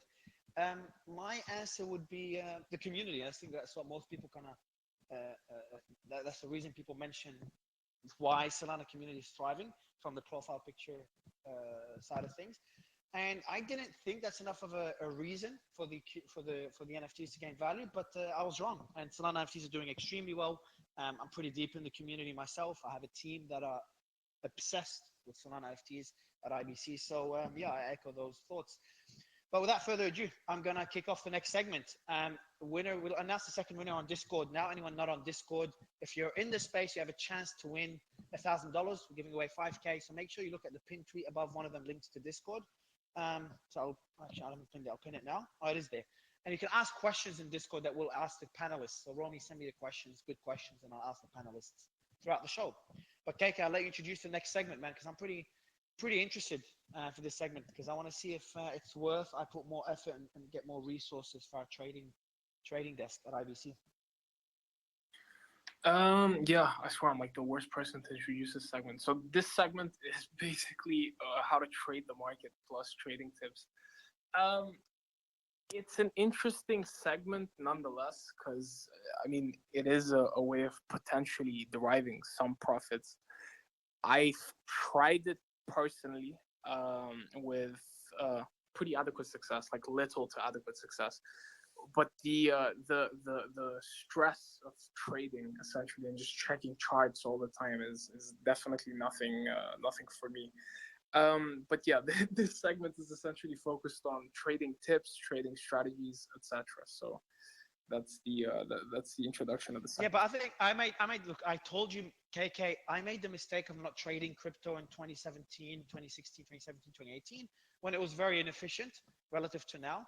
And now I made the mistake again of not flipping NFTs. I'm calling it a mistake, but we'll see, which we'll talk about on Tuesday, which I thought was a mistake as well, because I know a lot of people that made healthy money. I just thought there was not enough liquidity to, I don't want to trade like 10K, 20K here and there.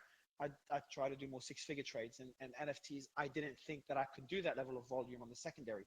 Plus, I'm not a fan of trading. But we'll kick it off with Simon. I'd like to get your thoughts. You've been in the space for a long time. You've done really well. Have you engaged in trading throughout the years since you got into the space? Because it's been a hell of a time. Yeah, well, before Bitcoin, I worked in trading, so I was a market maker on the London Stock Exchange. And that was one of my first jobs. And I got to see really early on. In fact, actually, switch it back. I got into this space because my dad lost all his money trading, and he literally lost his whole retirement plan, his whole retirement funds. and just put it all into trading. So he asked me a question: what happened to my money? And that kind of kicked off an obsession for the last 2 decades. So I got into market making, and then I contrasted that with working in corporate finance, where we were taking companies public. And really, that comes from a more investing mindset, because you're investing in private equity and having a 10-year time frame, really going right through the IPO and beyond. So those were like my 2 different experiences. When I spoke at the first Bitcoin conference, 2011, really, there was only Bitcoin. So there was a couple more. We had Prime Coin and various other ones. Namecoin came along. But it wasn't really, it was a culture of us versus the banks. So it wasn't really discussed as an investment. But over time, it became very clear that this was digital hard sound money. And so, that really became an investment thesis. And then the whole crypto market came along. Really, the application was really the same. Over the last decade, I've seen incredible wealth built by investors. And I've seen some people who were actively trading become very wealthy, but most of them blew it all up. And so the people that I've seen over the last decade that were just stuck to an investment thesis and stuck through it, there's people that miss the Ethereum ICO and various other things. But if you're in the crypto market, you have to be a trader because every year the top coins in CoinMarketCap are not the same. So really, if you want to be an investor in this industry, then there's only a couple of things. There's Bitcoin and there's ETH. Everything else you have to trade, or you're an early adopter in something new that's going to become an investment for the long term. And really, I say only Bitcoin and ETH have survived that. And then obviously you've got some of the yield things that come through. But I'm an investor pure because I just seen too many people blow up trading. And I think it drives some of the worst behavior out in us. And I think it, personally, I understand if you want to do it as a career. But here's what I learned a long time ago. I remember the best book that I ever read on trading when I was really obsessed with trading was I obviously did all the technical analysis stuff and did all the qualifications on that. But the best book I ever read was Trading in the Zone by, what was his name? Forgotten the name now. Douglas. Someone look it up on Google. Forgotten. It was so long ago. It was maybe 15 years ago I read the book. But Trading in the Zone teaches you what it takes to be a successful trader. And he said, all you need is a strategy that works 50% of the time or even less. And everyone's focused on trying to get the trades right, pick the bottom, pick the high. You can have just any basic plan in technical analysis. And then all you need is risk management. And the only thing that keeps you to your risk rules is trading psychology, because psychology is the difference between a successful trader. Now, 90% of people can't master the psychology and ignore risk management. So they blow everything up, get a big winner, and it drives them into gambling style mentality, trying to make it back. The antidote to that, which I think is the great equalizer, is investing and having a longer term time frame. But then when it comes to investing, you got to really define your thesis, stick to it for the long term. So for me, I just gave up on trading. But throughout this time, I've had about a 5% allocation where I'm just willing to take 5% of my Bitcoin and really screw around with it, play around with DeFi, invest in things and ICOs, tinker around just because I'm really interested in some of the things that are happening.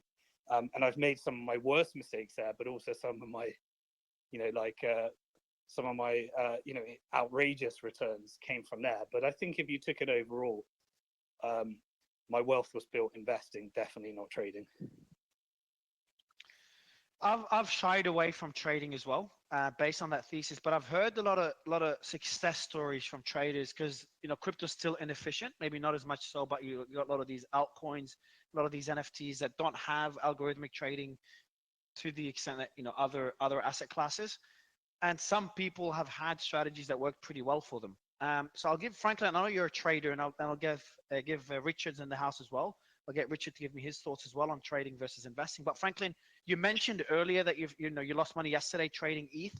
What's your strategy and how has it gone for you so far? Usually my strategy is this is definitely not financial advice, and definitely honored to be on the stage with a lot of good traders. The crypto trading is just not my thing. I've tried it again for now a few years, and as I've grown my NFT portfolio, been able to leverage it to try other crypto trades that just does not work out for me. But my strategy is just basically betting on the price of Ethereum. That's since I use that the most. So there are ways with the high value of apes to deposit them into a collateral wallet and take out a loan. So you can sort of use that money to either cash it out if you think the price of ETH is too high, or you can stake it and borrow to sort of double down and buy the ETH with the USD coin that you borrow from it to have a long play on it. I can't really do much, in the US in terms of going on exchanges and using their platform. So I kind of do it by hand. So it's definitely not the most robust, way of trading. It definitely has a lot of upside, but a whole bunch of downside. And I try it, just to see if I can make a few bucks here and there. More times than not, it doesn't work out. But the real money, the real money has been, I'm guessing you bought a lot of apes early and held them. You're right, sitting yeah, on that's what's a total 8 figures worth of apes. Yeah, it's a total different success story compared to my NFT journey. And I'm sure that happens to a lot of people in the audience. Maybe they're good at one thing but not so good at another, and there'll be somebody else who's the exact opposite. So I've really noticed that in my trading patterns, how I could try 1,000 different other methods to have good trades, but it seemed like the one that worked out was the NFT trading. And like you said, yeah, I got about 30 apes really early. The first day that they sold out, including my gold profile picture, and then worked my way up. As the market sort of boomed last summer, there are a lot of projects where you could flip and make a lot of money. Not so much this summer, but benefits of holding apes, include things like airdrops of their new collections. Maybe you get on a whitelist for another collection where you can flip and make money too. So I think having a smaller space with more like human behavior instead of trading against computers and robots gives me an advantage in NFTs over things like just the crypto market. FF, bullish, Richard, what are your thoughts, guys? Hey there, yeah. Well, Go ahead, Richard. Sorry. so basically, it's another panel where if you listen to half these guys' advice, you're going to lose all your money. It's the most risky, stupidest thing you can possibly do in cryptocurrency. It's the absolute way that everyone loses all of their money. Even if you don't lose all your money, magically, you sell too early and you don't ride up the 10,000x or the million X. Let me put it to you this way. You sit behind a screen and try and take money from another guy sitting behind a screen. And the exchange in the middle is laughing at both of you idiots because neither of you knows anything about anything except you're making the exchange rich. And while you're making the exchange rich, they're laughing even harder because sometimes they just exit scam and take both of your money on both sides. They don't care who won or who lost. They just straight exit scam you entirely. And so instead of all you guys ruining your health, ruining your relationships, waking up to price alerts, wondering why your orders didn't execute, wondering why your stop losses weren't hit, wondering why you got scam wicked out, wondering why you sold too early, getting chopped up, getting whipsawed, instead of all of that nightmare, all of that horror, enriching middlemen, engaging counterparty risk, just all of that disgusting trash, why don't you just do the thing that has the tax advantage, which is never sell? The thing that has the most successful track record, never sell. The thing that doesn't get you shaken out, the thing that doesn't get you FUD, the thing that doesn't make you have to wake up to price calls. I woke up today to see whether the merge worked or not. It sucked. Now I'm tired. Now I'm irritable. I didn't want to wake up for the stupid merge. So trading is the stupidest thing you can possibly do, It will cost you your health. It will cost you your relationships. And if you win, all you did was screw some guy out of his money. Congrats. You screwed another dude out of his money. You wish you didn't have it. You wish he had your money instead. It's horrible for everyone. It's absolutely the worst thing. If you want to destroy someone else's culture, you addict the people that are in that society to trading. I don't, and all you do is lose money. The reason that you don't see, like I make fun of Tone Vase all the time because Tone Vase sells trading courses. And I'm like, Tone, even though I savage you regularly to the point where you will not even face me publicly, you just run away, is because your students are so wrecked that not a single one of them even bothers to post in any of my threads and go, I actually made money with Tone. Nobody, never in history has any Tone Vase student ever done that. And even if magically they did, it would be like taking advice from a guy that plays Russian roulette. And he's like, hey man, I put one bullet in the chamber, I spun the cylinder, I didn't die, I pulled the trigger 6 times, still here, man, winning. No, it's retarded. Even if you win doing something terribly risky, you still lost. You just need to play the game for longer. So, you know, how many people got rich in Bitcoin and made the 1 penny to 69,000x, 600% move, 69,000x price move?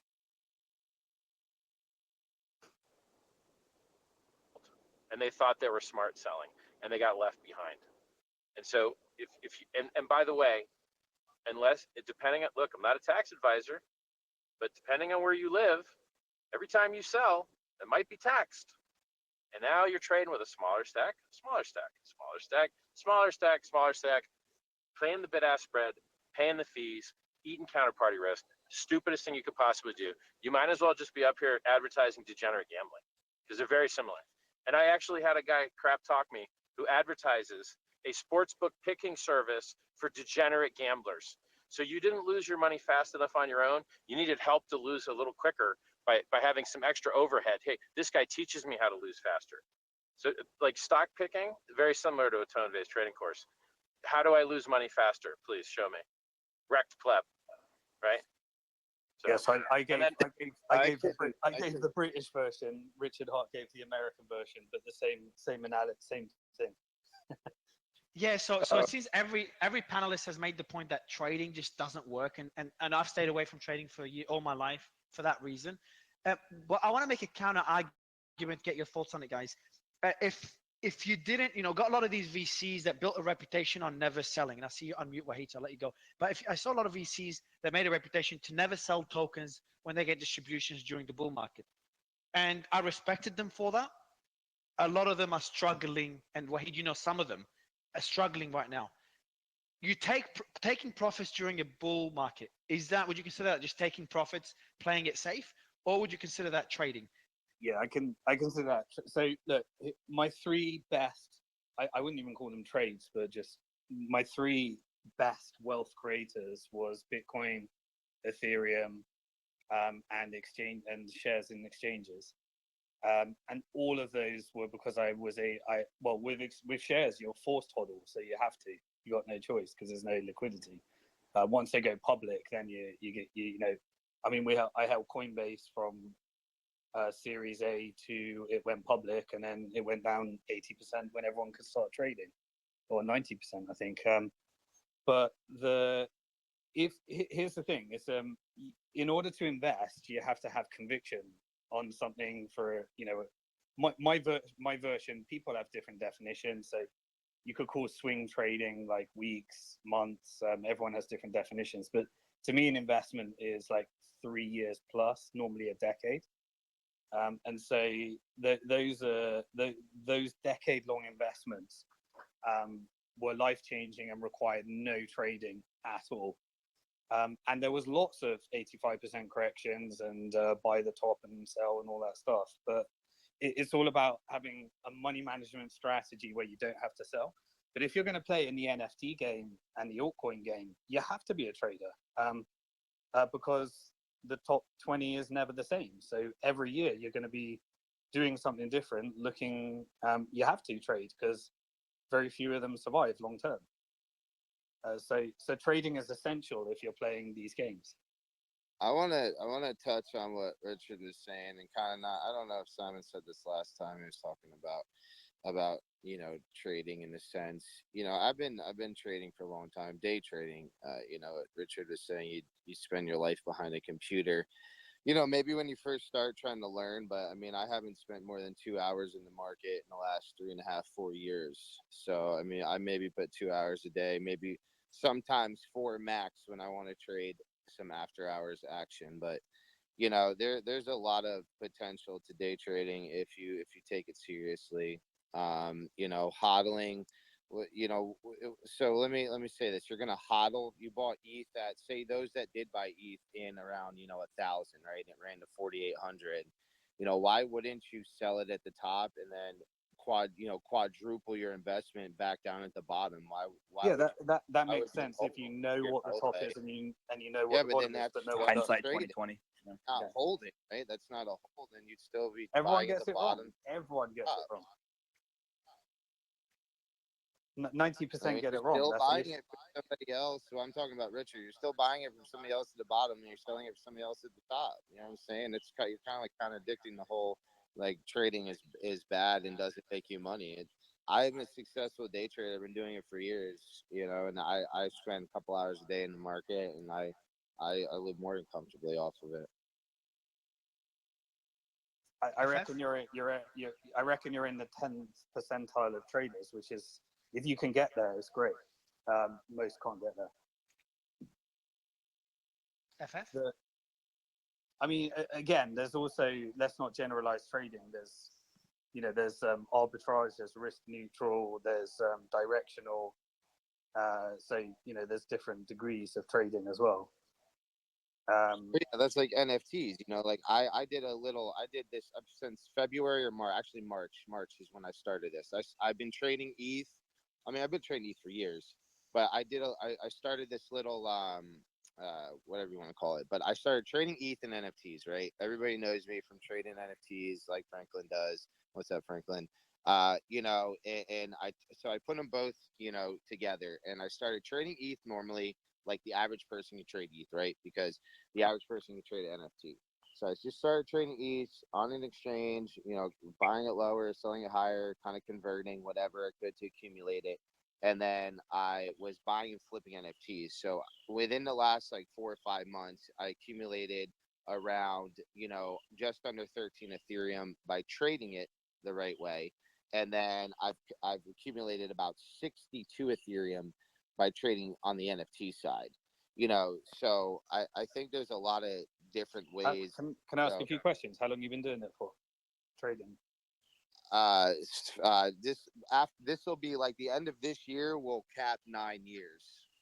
Okay, so 9 years. And have you been up every year you've been trading? Oh, hell no, definitely not. I've taken some massive losses before. Okay. And would you say after like 9 years you've hit a stage where you don't take massive losses, like with risk management, or you still have those big losers? I'm super conservative, dude. I'll take 3 to 5% profit and walk away if need be. And I just always take profit. I'm big on taking profit. I'm not greedy. So like of those 9 years, like have you been able, would trading have been a career for you, or have there been times you've had to supplement it with something else? So, long story short, I actually I was very successful with it in my younger 20s in Forex, going into when Webull kind of opened up, when that was newer. And I was very successful. I went and opened a construction business with the money, and I just did it on the side in the back consistently, a couple hours a day. And by doing that, it made me better for when I was able to now do it full time, like I do now. I've been trading full time for a while because I practiced that couple hour a day while I was running that business. I started from just very successful wins in the market. So I always stayed with it.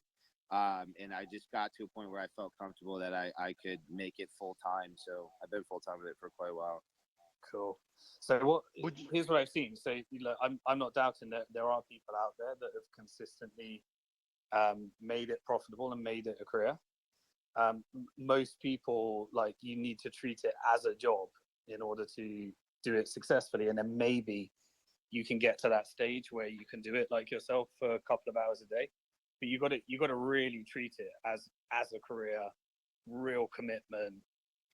It's your complete passion, and then you might be able to get to that successful stage. But most of the people that I know that are traders, they tell you about their success, but overall, if you look at like their longer term, it's been a big loser for them. Overall. Could I cut in real quick? 'Cause my What's connection's like cool droppy. is everything all right, let me just finish this off, Richard, and I got you. The thing what I do is to prove what I done is I timestamp I've been timestamping my track record for years. So, I'm not the type that would be like, yeah, I've done well. I've actually done well, but it's taken me a long time. You know what I'm saying? Like, it also takes people a long time to go from the janitor to the CEO if they're on that path, right? It took me a long time to get to where I was able to do it. Yes, Richard, I agree with him. In the beginning, you will be glued to a computer screen, and some people, most will destroy their lives trying to figure that shit out. But some people, like any other aspect of life, those few couple percenters that can get away and learn it and get good at it, they don't spend that amount of time, and they do only spend a few hours a day, and it is a very actually comfortable, easy living life if you can learn how to do it successfully, like anything else in life. Hey, default live, default dead. You buy a crap coin, you don't get out, it goes to zero. You get the right coin, product market fit, you forget about it for 10 years, you're rich as heck. The big difference. All these meme coins, I consider them for the most part default dead. That's why I don't like a lot of coins. I'm kind of a Richard Hart maximalist. Second, you don't got to work hard to make yield. You can make yield for free. Now, once again, I'm not a financial advisor. I'm not a professional. Get your own advice. But I'm told that when you make money staking, that money is not taxable in the United States until you sell. That's awesome, because apparently mining doesn't work like that. Apparently, if you're a miner, you pay income tax on that mining. Well, God, isn't that cool? And so staking, like my coin, pays people average 39% a year. But yeah, you drew down 95% if you bought the top, but you're still up 1,000x from 2.5 years ago. So, I'm saying before my connection drops, default live versus default dead, huge difference. Being able to make yield instead of trying to grind it out and have taxes and trading fees and bid-ask spread chewing you up. And just everyone loses all their money anyway. So like risk management, I use risk management. No, you just lose slower. Risk management doesn't make your trades profitable. You just lose slower. And then I called the top on the day, by the way. So, and I did it for free. And that top call has been in profit every single day except one for the last almost 2 years now. And I'll probably get around to calling the bottom too. Wait till I see the Grayscale discount go away. Wait till I see a nice capitulation wick, even though we've done bump and run kind of Adam and Eve bottoms last cycle and at 3,800 as well. So, not really. I don't need a capitulation wick. I wouldn't mind to see the Gox coin sold. Richard, do you trade anymore? Do you trade? No, I don't. I mean, I don't. But if you call the top on the day, you know what I mean. Like, if Bitcoin cycles at a 3 and 4 year blow off top frequency, and I've 2 cycles in a row called the top, I never talk about my coins, but it sure would be stupid to not, learn from it, so right? You do sell at the top and try and buy at the bottom. You try and do that. I never talk about my coins. Yes. I can't tell you about my We're coins. just trying to understand if it sounds like you are. I think that when everyone starts buying $1 million JPEGs and everyone opens up a crypto fund and every meme coin goes to the moon, you can feel comfortable selling, because yes, it's the top. So that's trading. And you might be off by a 2x. You might be off by a 3x. You could but you're within that range. So you can call tops a lot easier than calling bottoms in crypto, in my opinion. Yeah, it sounds like you trade. Any big? Well, but it's such a long time frame, right? So if you're a 3 and 4 year, you're looking at the 4 year lined cycle up with trade. Yeah, man. Trade. It's a long trade. I mean, you wouldn't even. Because I don't. I dollar cost average, so I don't consider myself a trader. Yeah, but the dollar cost average, you got to have income, and you have to not already be all in. And if everything goes up and to the right almost forever, the correct mathematical thing to do is not to DCA; it's to all in. Yeah, but now So but that's pushing the trading. Yeah, dollar. That's picking up another income you're putting into an investment. I think you're talking about like day trading. I think you're talking about day trading versus average. When you have another income, you're just if you don't have another income other than crypto, you can't DCA because you have to sell something else to buy something else. Yeah. So like if you've been in crypto for a long time, you can't DCA because you're not working a day job to buy with. Like there's not like when is Rich like it's I would be very surprised. I DCA because I earn income. So yeah. Right. Sure. Yeah. So the things I want to say for my connection jobs, this Rolls Royce eats connections. It's like literally you can't get cell phone in it. It's terrible. So, I call the top of the day. You can earn yield without getting chopped up. Everyone gets destroyed and loses all their money. It's the riskiest thing you can possibly do in crypto. There's a big difference between default dead and default alive. Holding for longer works when you have a product market fit, walled garden, innovative product, but it doesn't work when you hold a scam. You're just going to hold a scam for longer. Well, I had a fourth point. Now I forgot what it was. That makes sense now with ETH. I mean, like right fucking now, like, and I agree with you on that sense. Because right now, if I log into my ledger on my phone, I can it has now up. It says recommended earn rewards by staking your ETH. Like it's already wanting me to stake, and it pays 4%. So like, yeah, and that's be careful with counterparty risk because someone else can run with your keys there. So be careful with that counterparty risk because whoever you're giving your keys to, if you don't have 32 ETH and run your own server, you are engaging counterparty risk. If you want to have no counterparty risk and just have the risk that your server goes down, you got to have 32 ETH to do it. And the yields are crap, in my opinion. The other thing is, look, those airdrop rewards were worth a lot. Uniswap, Tor, 1inch, there's airdrops out the yin yang, and you only get them if you use DeFi or you hold a coin. You're not going to get those airdrops for the most part sitting in an exchange account. BitMEX got exactly one airdrop. They got the Bitcoin Cash airdrop. They didn't get their coins.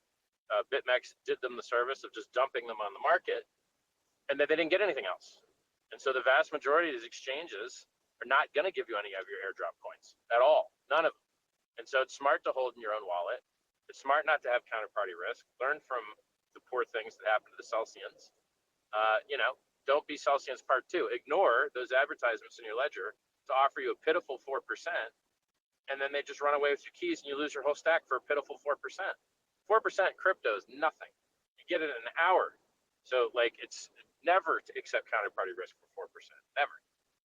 Yeah, exactly. And that makes a point of how easy it is to now stake Ethereum. So like you said, do the node. That was I was either gonna snag some more apes or get some of these nodes, and that was my decision was definitely high. Remember, man, I'm trying to show my stuff too hard, but I literally invented a yield generating product where you hold your own keys. It's had perfect flawless operation for 1,000 days. The price is still up 1,000-fold after a 90% dump. It's a very good invention, and it's basically if you think about it, there are people that go out to, like the Tezos founder's wife, who's part of the founding team of Tezos, went on television and called Ethereum staking basically hex without the time locking. You take your coins, you put them on the chain, you generate yield, you just get more coins. It's literally the same mechanic. You take your coins, you stick them on chain in a server, and you get yield. It's the same exact thing, but without time locking. So ours has a time locking component, theirs doesn't. Theirs also maintains a consensus network. Ours doesn't. We piggyback on top of theirs. So it's like, if you haven't looked at Hex, it's cool. You really might like it. It's very cool. Anyway, that's it for now. I hope my connection stays up. I'd love to chime in later. Anthony FF. Yeah. I just wanted to kind of give the common man's perspective, echoing what the Bullish has been saying. A lot of these strategies, I mean, Richard, you're immensely accomplished and I admire everything you've done, but a lot of these strategies are not applicable to the common man, right? I mean, staking and sitting back on these long-term investments are very difficult when you don't have the assets. I came into this space late to the show last year in February 2021. I came in as a blue-collar guy, as a project manager in the gas and oil industry, trying to look to my long-term investments and not finding the success I wanted. And then I got into trading on a daily basis. I quit my job after 2 weeks. I've changed my quality of life, my family's quality of life, my extended family qualities of life, everybody along the board with no prior education in trading, but educating myself through the process. And I think the education is the big thing. A lot of people fail because they don't educate themselves properly and they try and juggle too much. But if you get into trading and you do it appropriately and actually educate yourself before you start putting everything on the line, there's huge opportunity. I mean, we're bootstrapping projects now. Our lives are changed, and it's been really beneficial all within a year span. And then when the market pulled back, I pulled back and I put the pull on the reins. And now, I mean, my life is so much different. My trajectory is so much different just because of the trading and the decision I made. So there's a funny saying about trading is the worst thing that could ever happen to you is you make money on your first trade. Because then you think you're good. And then you get wrecked. You double down and you get wrecked. I mean, a lot of crypto basically looks like the life of a turkey. Hey, they're feeding me. This is awesome. I'm getting older. I'm getting bigger. They keep feeding me older and bigger. Yay. I can't wait to see how much food they give me next year. And then you get your head chopped off. And this is how trading goes. You find something that works, right? You're scalping, you're using bots, whatever your stupid thing is. And then reality changes and you get wiped out because you had capital at risk. And then you're like, oh, that'll never happen to me because I use risk management. And then you just die with a whimper because your risk management just keeps chopping you out until you have nothing left. You don't have a stack anymore. So the thing about trading is it's not just that reality doesn't want you to win and that no one ever has one except this dude on the phone. And then it's also that the world changes and that there's an adversary that wants to screw you up, and he's got better friends in the industry than you. He's got better execution. He's got better programming skills. He has better knowledge. He has more experience. And so not only is everything against you, if you magically find a way to win, people notice. They notice you're winning, and they figure out a way to stop you from winning. They figure, I know people that had made money for a while, and then someone just targeted them and did the exact thing that would blow their strategy out. And their strategy got blown out and they're knocked out of the game. That's it. And then you're begging people to try and raise money to get your stack back together. Like blowing out your account and waking up to liquidation emails is like the bog standard, trader's life. And if you get good at it, you ruined your life. You're getting good at taking someone else's money from them. You're not net useful for society. You're a loser. Being good at trading is the worst thing you could ever do for yourself. Go learn to create a good or a service that someone will give you their money for voluntarily. Stop dreaming that you're helping price discovery. Having people amplify FOMO tops is not helping price discovery. I have to be honest, the funds that were generated through trading have actually enabled the presentation of services and products to the market. So perhaps I am in line with what you suggest is a proper strategy. But if the products and services are rolling more people into the meat grinder, then it's worse, not better. Like all these guys that run successful scams and get money, like Coinbase, they go and use that money to buy ads to scam more people. It's like a negative reinforcing circle. And by the way, you talked about not being able to hold for a long time. Imagine how many people would be rich in Bitcoin right now if they didn't sell on a 2x or 10x, if they held for the 10,000x. My product that I invented literally forces you to have diamond hands because you're locking up your coins. You lock up your coins at the choice of time that you choose. I think I never really talk about it. Look, you can choose how long you want to do it. 1 day to 15 years. You choose. And then they're locked. The longer you lock, the more you make. The shorter you lock, the less you make. You don't have to lock. The majority of the gains is against USD anyway. Like it went up 10,000x versus the dollar in 2 years. You didn't need to lock at all. If you locked, you got 20,000x versus the dollar, depending on how long you'd locked for. And so if you're worried about weak hands, it's solved already. Like Hex solves that, right? Like if you're worried about mad gains, Hex solves that. If you're worried about counterparty risk, Hex solves that. If you're worried about volatility, Hex does not solve that. It's volatile as shit, right? Like Bitcoin dropped 75, Ethereum dropped 85, and Hex dropped 95. So that comes with the game. But I just thought it uniquely addressed the idea that people wouldn't be able to find long-term success because we literally reward you with inflation to be long-term minded. And these guys that are destroying their lives with trading, we see the opposite in Hex because you have something to look forward to in the future now. You have an end state date, and a lot of people have a bunch of them. They make one per year. And so on a certain day for the next X number of years of your life, you're getting paid and you're making mad interest, and that interest cancels out a lot of dip, I might tell you. So I think that Hex is the cure to people getting destroyed, degenerating on all types of gambling, whether it be casino gambling, sportsbook gambling, or ticker symbol gambling, or trying to time the market or guess which way the price is going to go gambling. Hey guys, Noah from Whale Coin Talk here. I just wanted to give my 2 cents. I'm pretty much in the camp of Richard. I've been in the space since 2017, and my strategy has basically been increased cash flow and DCA, mainly into Bitcoin. I started DCAing into Ethereum more in 2018, but I've seen a lot of, and this is my own anecdotal experience, I've seen a lot of traders very loud, very sure of themselves. They come into the market fresh, they start to get big wins, and most of them aren't around anymore. And I'm not denying that people can make careers off of day trading. I doubt it's 10%. I'd have to guess it, but I'm just not sold that it is a viable career path for the majority or even a large minority of people, simply because of the way that trading works. Like Richard said, at the end of the day, you might be on a win streak, but someone's going to figure out what you're doing. Like it's a dog eat dog. I have buddies that trade options, and it's a dog eat dog environment. And as I said, most of the traders that Tone is probably one of the few ones that are willy woo. I mean, these guys are right until they're wrong, and they're very loud with their opinions. And typically their followers end up getting wrecked, and typically the courses don't end up helping anyone. Willy Woo's fund literally went bankrupt like a year ago. Literally went bankrupt. Holy shit. Yeah, Willy Woo had a fund. There And you it went have it. fucking bankrupt.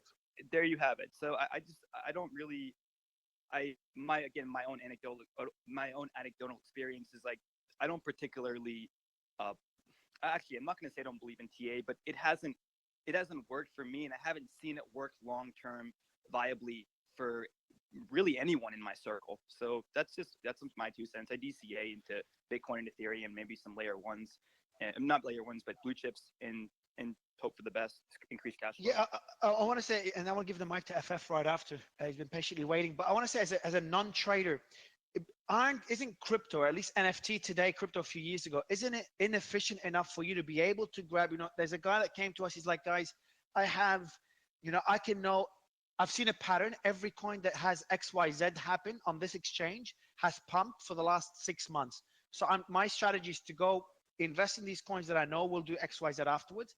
I know it's very vague because I don't want to give away a strategy. We're just testing it now. First time I test something in trading. NFTs. Almost everyone, we talked about it last Tuesday, almost everyone that was trading NFTs just made money. Now it's going to get more efficient. The institutional guys are going to come in, and then that won't be possible anymore.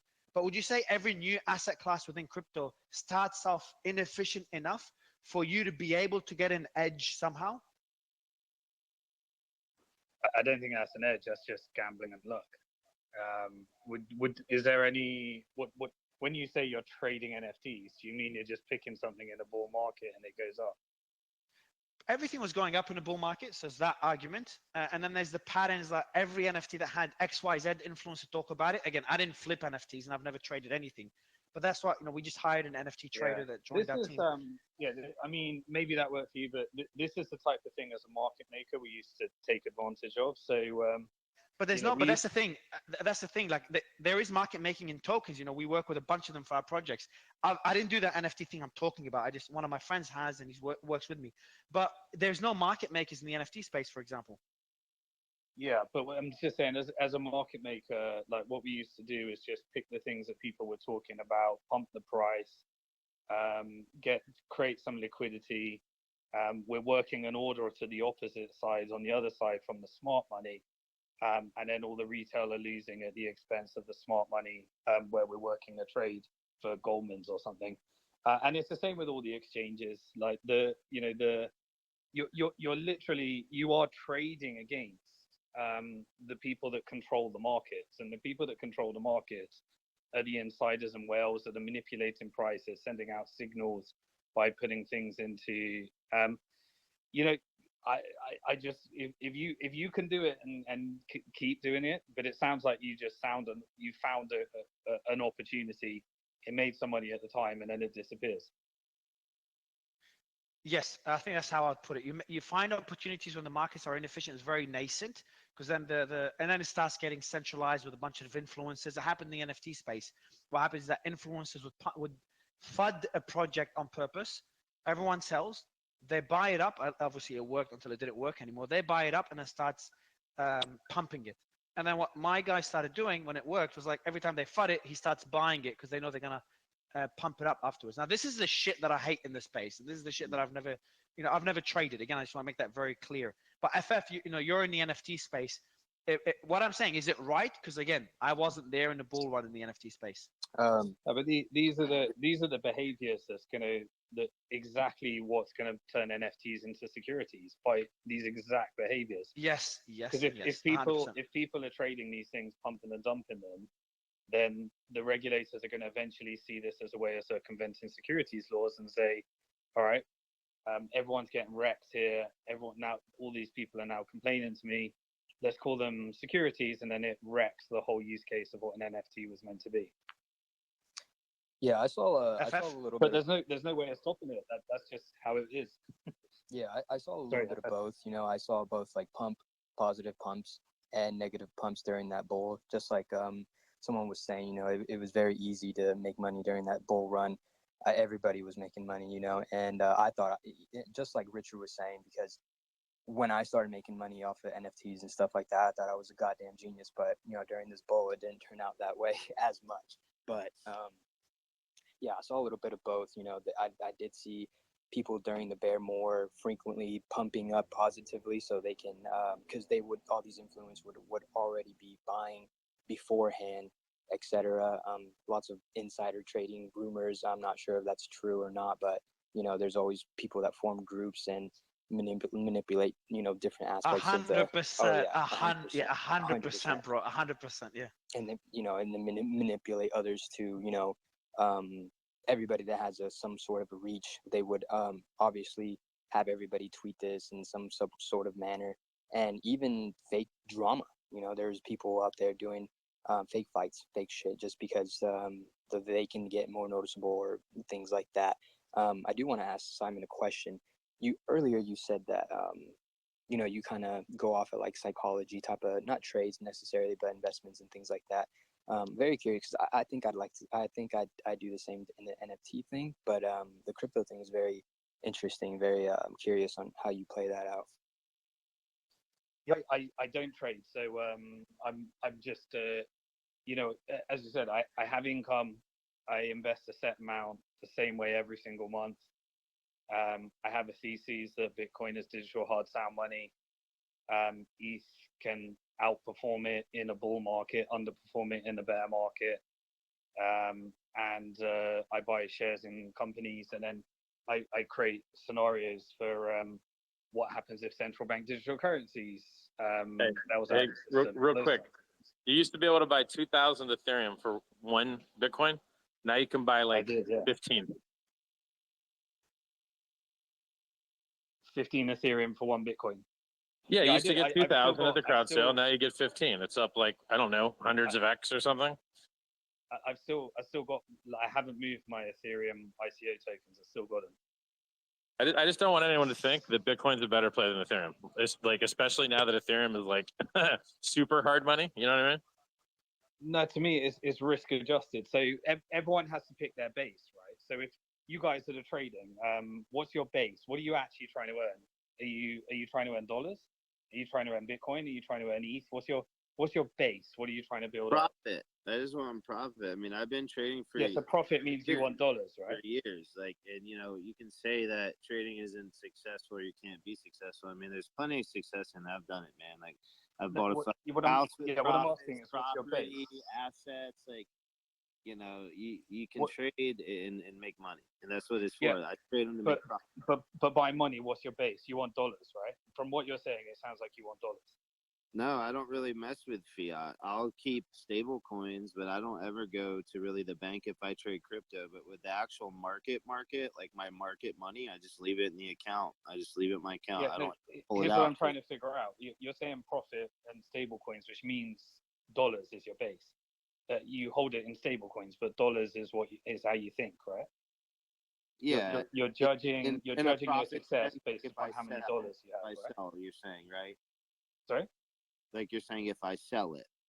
Well, no, I mean, so look, when you're trading and when you're investing, everyone should have a base that they're trying to accumulate, right? So most people in the world are trying to accumulate dollars.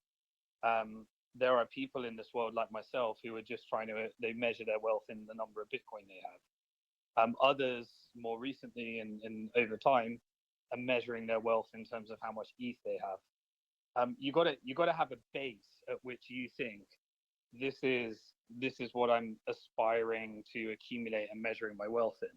And it sounds like yours is dollars, right? I mean, I would say more Ethereum. I keep a very smaller percentage of USD. If when I do have it, it's very, very short lived because of volatility of Ethereum. It's very easy to buy. Okay. And So your goal is to your base in terms of how you think is accumulate my more wealth is how much Bitcoin, how much Ethereum do I have? Sorry, Yeah, right? I want as much Ethereum as I could possibly fucking get. Okay, cool. So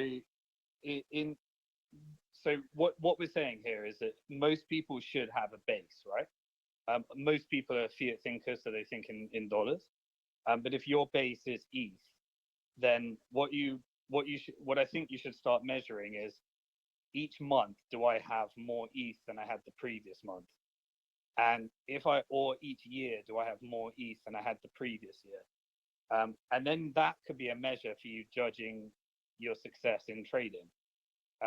But you've got to have a base, and most people are thinking, what is their base? And so for me, my base is Bitcoin because I believe it outperforms inflation long term, and on a risk-adjusted basis, I think it's the best place to have my savings. And that's because I don't need them, because I make sure I earn enough. Where I live, on the island I live in, they accept British pounds. But so I've got enough pounds to cover what my expenses are in, which is spending, and then saving is your base, and then you're investing because you're either trying to protect from certain risks happening, or you're trying to outperform your base and achieve alpha or beta or whatever you're trying to achieve on that. And so this is where I think people need to get their heads around is what is their base, and are they, if you're successfully accumulating every year more ETH through your trading than you had the previous year, then you could say you're a successful trader. Yeah, fairly up on ETH. So before I give the mic to Burden, would you consider this trading, Simon, Richard, or anybody? So our strategy is, obviously VC investing. So we invested in over 200 projects privately last year alone. And then when we get, so as a VC, what you have is, just for the audience to understand, you get distribution. Just understand, by VC, do you mean equity, or you're investing in tokens through private rounds before they list. So what we do is, obviously VC investing, you got to bet on that, 5-10% that does extremely well, and that's where you make your returns. Now, the beauty about crypto is that you get that initial distribution when the project launches. And when the project launches during the bull market, every project was doing a 10, 20x, sometimes up to 100x. No joke. It was fucking stupid. And then obviously everything dropped by over 95%. Now, our strategy, unless we're incubating a project, so we're, Wahid of Faith is on the panel. He's one of the projects we've incubated. Unless we're incubating the project, we sell that first distribution, whether we love the project or hate the project, which is usually about 5 or 10% of our tokens. And every distribution we get in the bull run, where everything is sitting at 5, 10, 20, 100x, we just sell it. Because we know that most VCs got liquidated in 2018. And we know, it doesn't take a genius to know, you don't need to be, have an edge or anything to know that this is not sustainable. The same way 90% of NFT projects were pumping, and I missed that whole hype. So what we do is we sell the distributions down then, unless we have an agreement with the project not to, or unless we work with them. And then obviously as soon as the market corrected, our portfolio dropped from 9 figures to 8 figures, like every other VC. And then we just, obviously there's no point in selling there unless the project rugged, or we know it's like just complete shit. So we keep selling even though it's down by 95%. So I don't consider this you're a trader, trading. dude. You're a trader. That's it. Is it? But how is that? So my question is, how's that trading? Because we're just covering our risk by selling. Is again, we're not talking about Bitcoin or ETH or any of those. Then again, I stabled up about October, November last year, just because everything was too hyped up. Again, when I trade, I fuck up. I've tried it once on a platform called DStore. They do creator coins. I've tried trading there. I was one of the like 5% that lost money on the platform during the bull market. Everyone made money. I'm a horrible trader. But how is it trading when you sell distributions can't go up or can't go up much more, and they will go down when every project or 90% of projects were doing a 10x. No, every project, every token that was launching was doing a 10x or more when we did our calculations. It's worse than trading because your base is zero, so anything you sell at is a profit, and that's what's wrong with the VC model when they got into liquid tokens. The VC model was built off. There is no liquidity. You have to build something of value. You can't sell it unless you create value. What you're doing, that to me is pumping and dumping. We don't do the pump, and we do hold a lot of these tokens. We lose money on some of the tokens. I look at it as covering your risk. So you're investing, you sell. Now, obviously, you don't sell at 10x all the time, and there has to be enough liquidity. You cover your risk because you're responsible. As a VC, you need to make a return. That's the goal. We don't pump anything. I've never promoted a project in my life. It's a different asset class. You're a hedge fund. A VC doesn't have liquidity. The VC is creating. I agree. I agree with you. I want to say this. I agree with you, and I've spoken about it very loudly. The model is broken. Now, am I a hypocrite by actually participating in the model? I wanted to invest in a lot of those projects long term, and we're holding. A lot of VCs are still liquidating to this day. We haven't liquidated pretty much anything all year, because obviously the market corrected. So we're holding a lot of those tokens long term. But if you don't sell, considering the high failure rate of projects, if you don't sell during the bull market, most VCs, even some of the top VCs right now, are getting liquidated. I agree with you, the model is broken, but from taking profits versus trading, I know in some it overlaps at times, but other times it's just, again, you're just taking profits. Yeah. I don't sit there watching charts or trying to time every investment I make. But at the same time, when I see everything pumping and things being overly bullish, taking profits from projects we invest in, I don't see that as trading. Yeah. Everything you're doing there is why they created securities laws in order to prevent people getting on the wrong side of those trades. That I agree with. 100% agree with that point. And I also agree with the model is broken. I also agree that, and I think a lot of people that would come in on those trades, I want to also make a disclaimer. A lot of those projects pumped even further during the bull market, like Blocktopia, for example. We put in, let's say we put in 50K. I can't remember what the number was, or 60 or 100, I think it was 100K.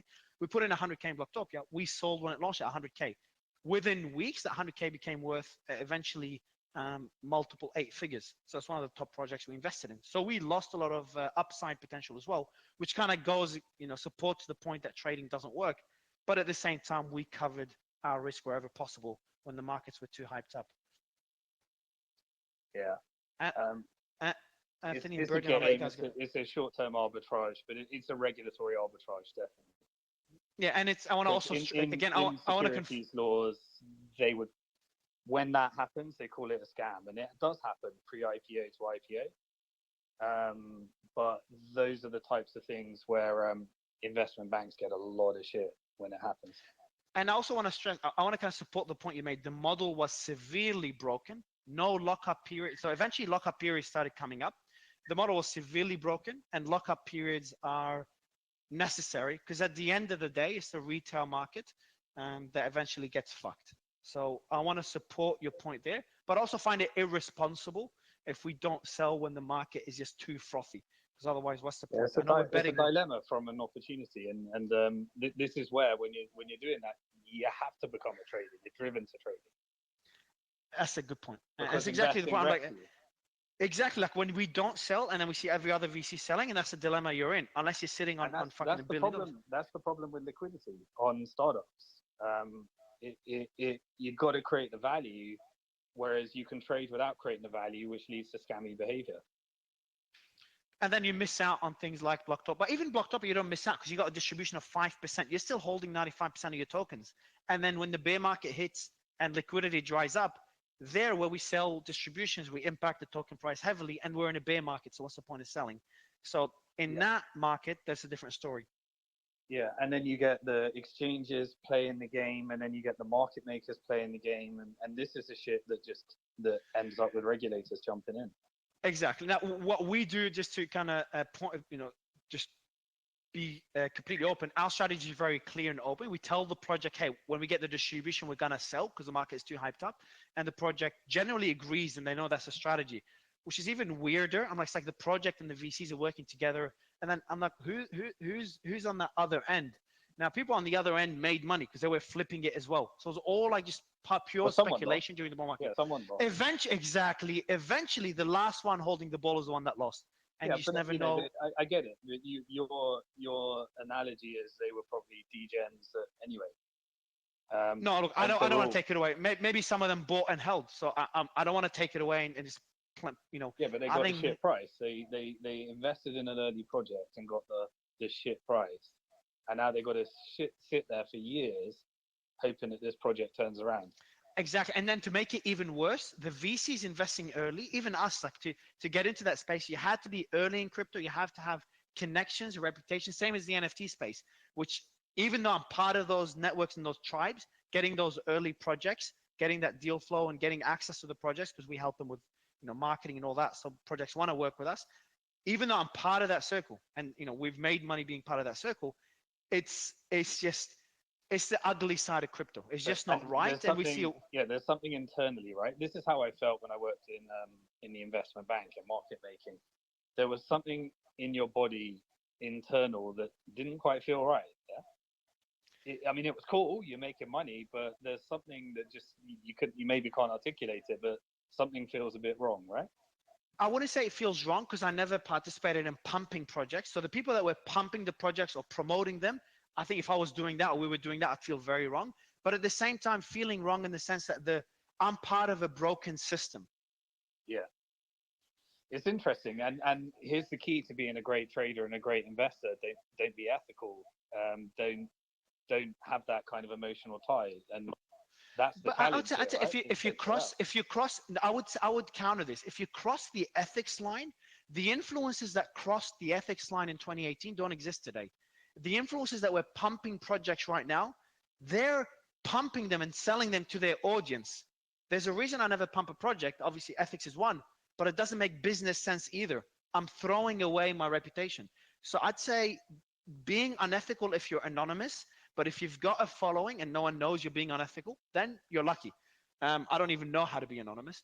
But if you're a public figure, you've got like the ROI on building a reputation in crypto is insane. Richard's built a massive following in the last few years, and I'm sure he's seen the return with the community he's built versus before he built that reputation.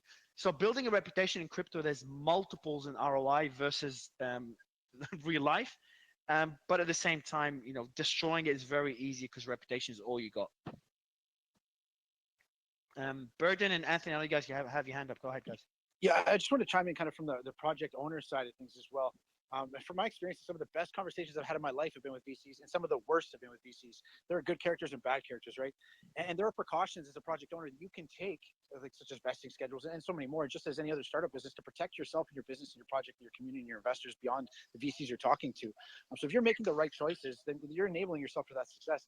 And I think it all comes down to education again. It's really about education, and this being such a new space, there's that lack of education, and that's where that opportunity for the system to be exploited as a potentially broken system comes into play. But realistically, if you're educated and you're doing the right things, you're securing yourself and saving yourself. And without VCs, we're in trouble as some of these indie startups. Yeah, so I want to add one more thing there. I think it's something that could be music to your ears. If you do the wrong thing as a VC, so if you sell when you say you're not selling, or if you dump and hurt liquidity, or if you dump during bear markets, when you do it in a way that harms the project, or you hype up a project, or you publicly support it and then you dump it, that destroys your reputation. You stop getting deal flow. So there's a lot of VCs that didn't give a fuck, and I'm not naming anybody, and they don't get the same deal flow they did before. Like actual, when you say VCs, these like actual regulated VCs, or are these just whales that like? No, I'm talking about most of them are regulated VCs. Whales that have it as a side job generally are shunned upon in the space, and they don't get allocations. So allocations are very limited. So it's a very small circle of investors that get it. And then you get the likes of Animoca and Reese and Outlier. these guys wouldn't send deal flow to people that do the wrong thing. So kind of self-regulation is working better than I expected. But at the same time, you've got even those regulated VCs, they've got investors and they have to do the right thing. So it's always a balance. We want to maintain our reputation. What's the unwritten contract in terms of when they can sell? It depends what you agree on with the project. So outside the vesting schedule, there's like, a gentleman's agreement. Now you can easily break it, but then the project will just tell other VCs and VCs will put you on a blacklist. So no one cares, Mario. They break it in a bear market. Everyone's breaking. And that's what happens. So I'm going through this right now. So. Yeah, exactly. I don't want to. What I want to say, Wahid, is it's fascinating because the people that were on the golden list, they're like the VCs everyone respects. They're like when a bear market hits, all rules are off. And suddenly you got all the biggest guys no longer giving a fuck. And 3 Arrows Capital was in the top tier. We had a guy, our CIO gave me a top tier list of top VCs, like 10 or 15 of them. 3 Arrows Capital was in the top of that list. Okay? And Wahid, do you remember those days? Everyone's like, get into Outlier, get into 3 Arrows. And look what happened to them now. So obviously they didn't do it based on ethics. They did it out of necessity. But then a lot of VCs during the bear market, they built a reputation. Again, I don't want to mention their name. I wish I could, but I won't. They built a massive reputation to never dump. And Wahid, you know who I'm talking about. Wouldn't it be cool? Hey, wouldn't it be cool if someone invented something that made it so you couldn't dump and you had to live by your word? You could call it the truth engine, and it would penalize you if you dumped early. But then if you didn't dump early, you got rewarded by the other people's penalties. That would be like so cool. You could call it Hex. We have vesting contracts for that. We code smart contracts. We code out smart contracts that release on particular schedules. And I guess there would just be a few more lines of code to add the rewards to be redistributed to other people. Yeah, that's if you're in programmable money to change finance, program the fucking money. I'm in this to remove human counterparty risk, not to add to it. So with Hex, did you do a private round? I don't know, you didn't. You just did an airdrop to Bitcoin holders, didn't you? It launched totally complete and sufficiently decentralized at launch. So this is why you didn't face that issue. So what happens with projects is that instead of airdropping it, they need the money. I don't think you needed the money. So because they needed the money, they did that private round with VCs. And during the bull market, everyone was giving unlocking schedules, at least shitty projects. Good projects, they gave very limited unlocks or no unlocks. So our best investments are locked for at least a year. So when you do, but I mean, like algorithmically, even crappy can't do anything with it. Bitcoin has algorithmic locking, like check time lock verify exists, or rather check lock time verify. It's a feature, Has anyone else on the panel invested privately in projects? I'm actually curious. Any other? We didn't invite any VCs today, but anyone invested privately in any projects? You did, Sam. You did a lot of those, but you did it with equities. All our equity investments are locked. Yeah, Tier 1 projects are most of them are. Yeah, we had an interesting experience because we built the first securities business in Bitcoin. And then in 2017, we got disrupted because all of our clients stopped selling equity and started doing ICOs. And so we had to build a process by force because we had no clients left for how to allow people to sell their tokens in compliance with securities law. But we got completely disrupted. And yeah, I mean, I've invested. My best ICO was obviously Ethereum, and did loads in between. But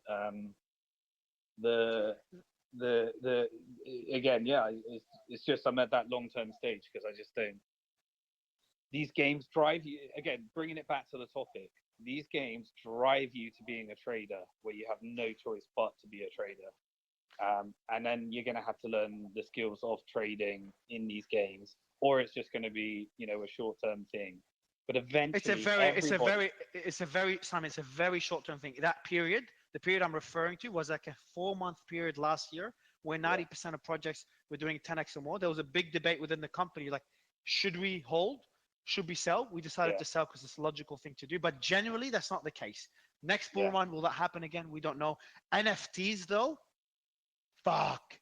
NFTs are insane. There's no lockups in NFTs. Everyone getting whitelisted was selling at 10, 20, 30, 40 X's, and everyone that buys in early. The NFT space was ugly. So I'm waiting for regulators to come in there. I had a question for Richard. With your whole hex thing, can you hold NFTs for a prolonged amount of time, or is it just other things? Nope. The only thing that you can lock in Hex is Hex itself. It helps Hex go up. We don't want to dilute our primary feature to help pump other things that aren't the thing we care about, you know? All right. Well, I'm putting a patent on that idea, so I'm not taking it. I think prior art would make it not possible, but you could try. You can't patent things that have prior art. Like, even if no one ever registered the thing, once it's in the public, you can't patent it. You say that now, but once the tables have turned, Richard. Respect, bro. Respect. Anthony, Bolivian, anything to add, guys, before we get into the coin fashion segment? Yeah, I think I'm gonna jump off now, but yeah, I think liquidity creates this really interesting issue. So traditionally, the markets have worked on that if you get in early, you have to be in it for the long term, and crypto really disrupted that model. And liquidity is both a gift and a real problem for. I think you like this, Simon. Before you jump off, Wahid, what's your experience? You're an equities guy. You run a hedge fund. You've been in that space for a long time, and then you launched a token project and seen crypto during a bull market and crypto during a bear market. Enlighten us. Wahid, you there? I'm in a little bit of a loud place. I'll try my best. No, the mic is good. Sorry, yeah, but I'm in a little bit of a loud place. But anyways, look, I'm going to, I'm a long-term investor. I'm in private equity. Obviously, a Web3 project is a little bit more liquid than what I'm usually used to. And you and I met in our whole pre-IDO time, and you and others told me that if you don't get these VCs, and I'm not going to mention them, you don't get retail. You don't have a good IDO. And for me, it wasn't about a pump. It was, Mario, let's be very honest with one another. You were like, Wahid, you're all about long-term value creation, etc. I respect that. But if you don't pump, you're going to be considered a loser for the rest of your life. And I'm like, holy shit, that's a big hurdle. And then you told me, Wahid, if you don't do a 10x, you're a real loser. And you and I are very close friends, Mario, but I was under a lot of pressure to make sure that I was not a loser, even though nothing about the IDO was really about long-term value creation. So we loaded up, all these VCs, and no one really wanted to care about long-term value creation. They were all about what's your circulating market cap at TGE, where's the squeeze, and we went down this rabbit hole of pure zero value creation. And all the value we created in our fashion company, our open source fashion ecosystem for 22 years, I was like, my gosh, it's too late to cancel, and we have to go down this thing. And then even we launched on the day of the Ukrainian invasion, and everyone called me saying cancel, delay, cancel. And I said, fuck it. We just spent all this money to do this. It was a complete waste of time, a complete loss of energy, frankly. So we're just going to complete it. And then lo and behold, my hunch was correct. All these great VCs turned out not to be great. They ended up, absolutely dumping. We are still at IDO or slightly above IDO. And now I'm told by the VCs that's a miracle. And since we're still 2x from our seed round, we reserve the right to keep selling. So you just can't win. So for all the speakers that said this is a shit process, I agree. I hate it. I wish I never did it, but now we have a live token. We have a great project, and we'll just live with it. And to add to the point you've made, Wahid, is that these VCs that sold Wahid's coin, just to end it with this. You told me they were the creme de la creme, the best of the best. They were. Shit, okay. Yeah. So the thing is, during the bull market, just you wanna unmute, man? Unmute because I can hear myself double. Yeah. So just to echo what. Oh, yeah, Wahid, can you mute? Testing. Good. So to kind of echo and support what Wahid is saying, is that the VCs that sold, at least, actually, Wahid, I have a question for you. I want to end it with this. The VCs selling now, were they the ones that were some of them sellers in the bull market, or generally are any of them holding? Like, is there many holding, or any of them holding, or not really? You got to unmute and speak.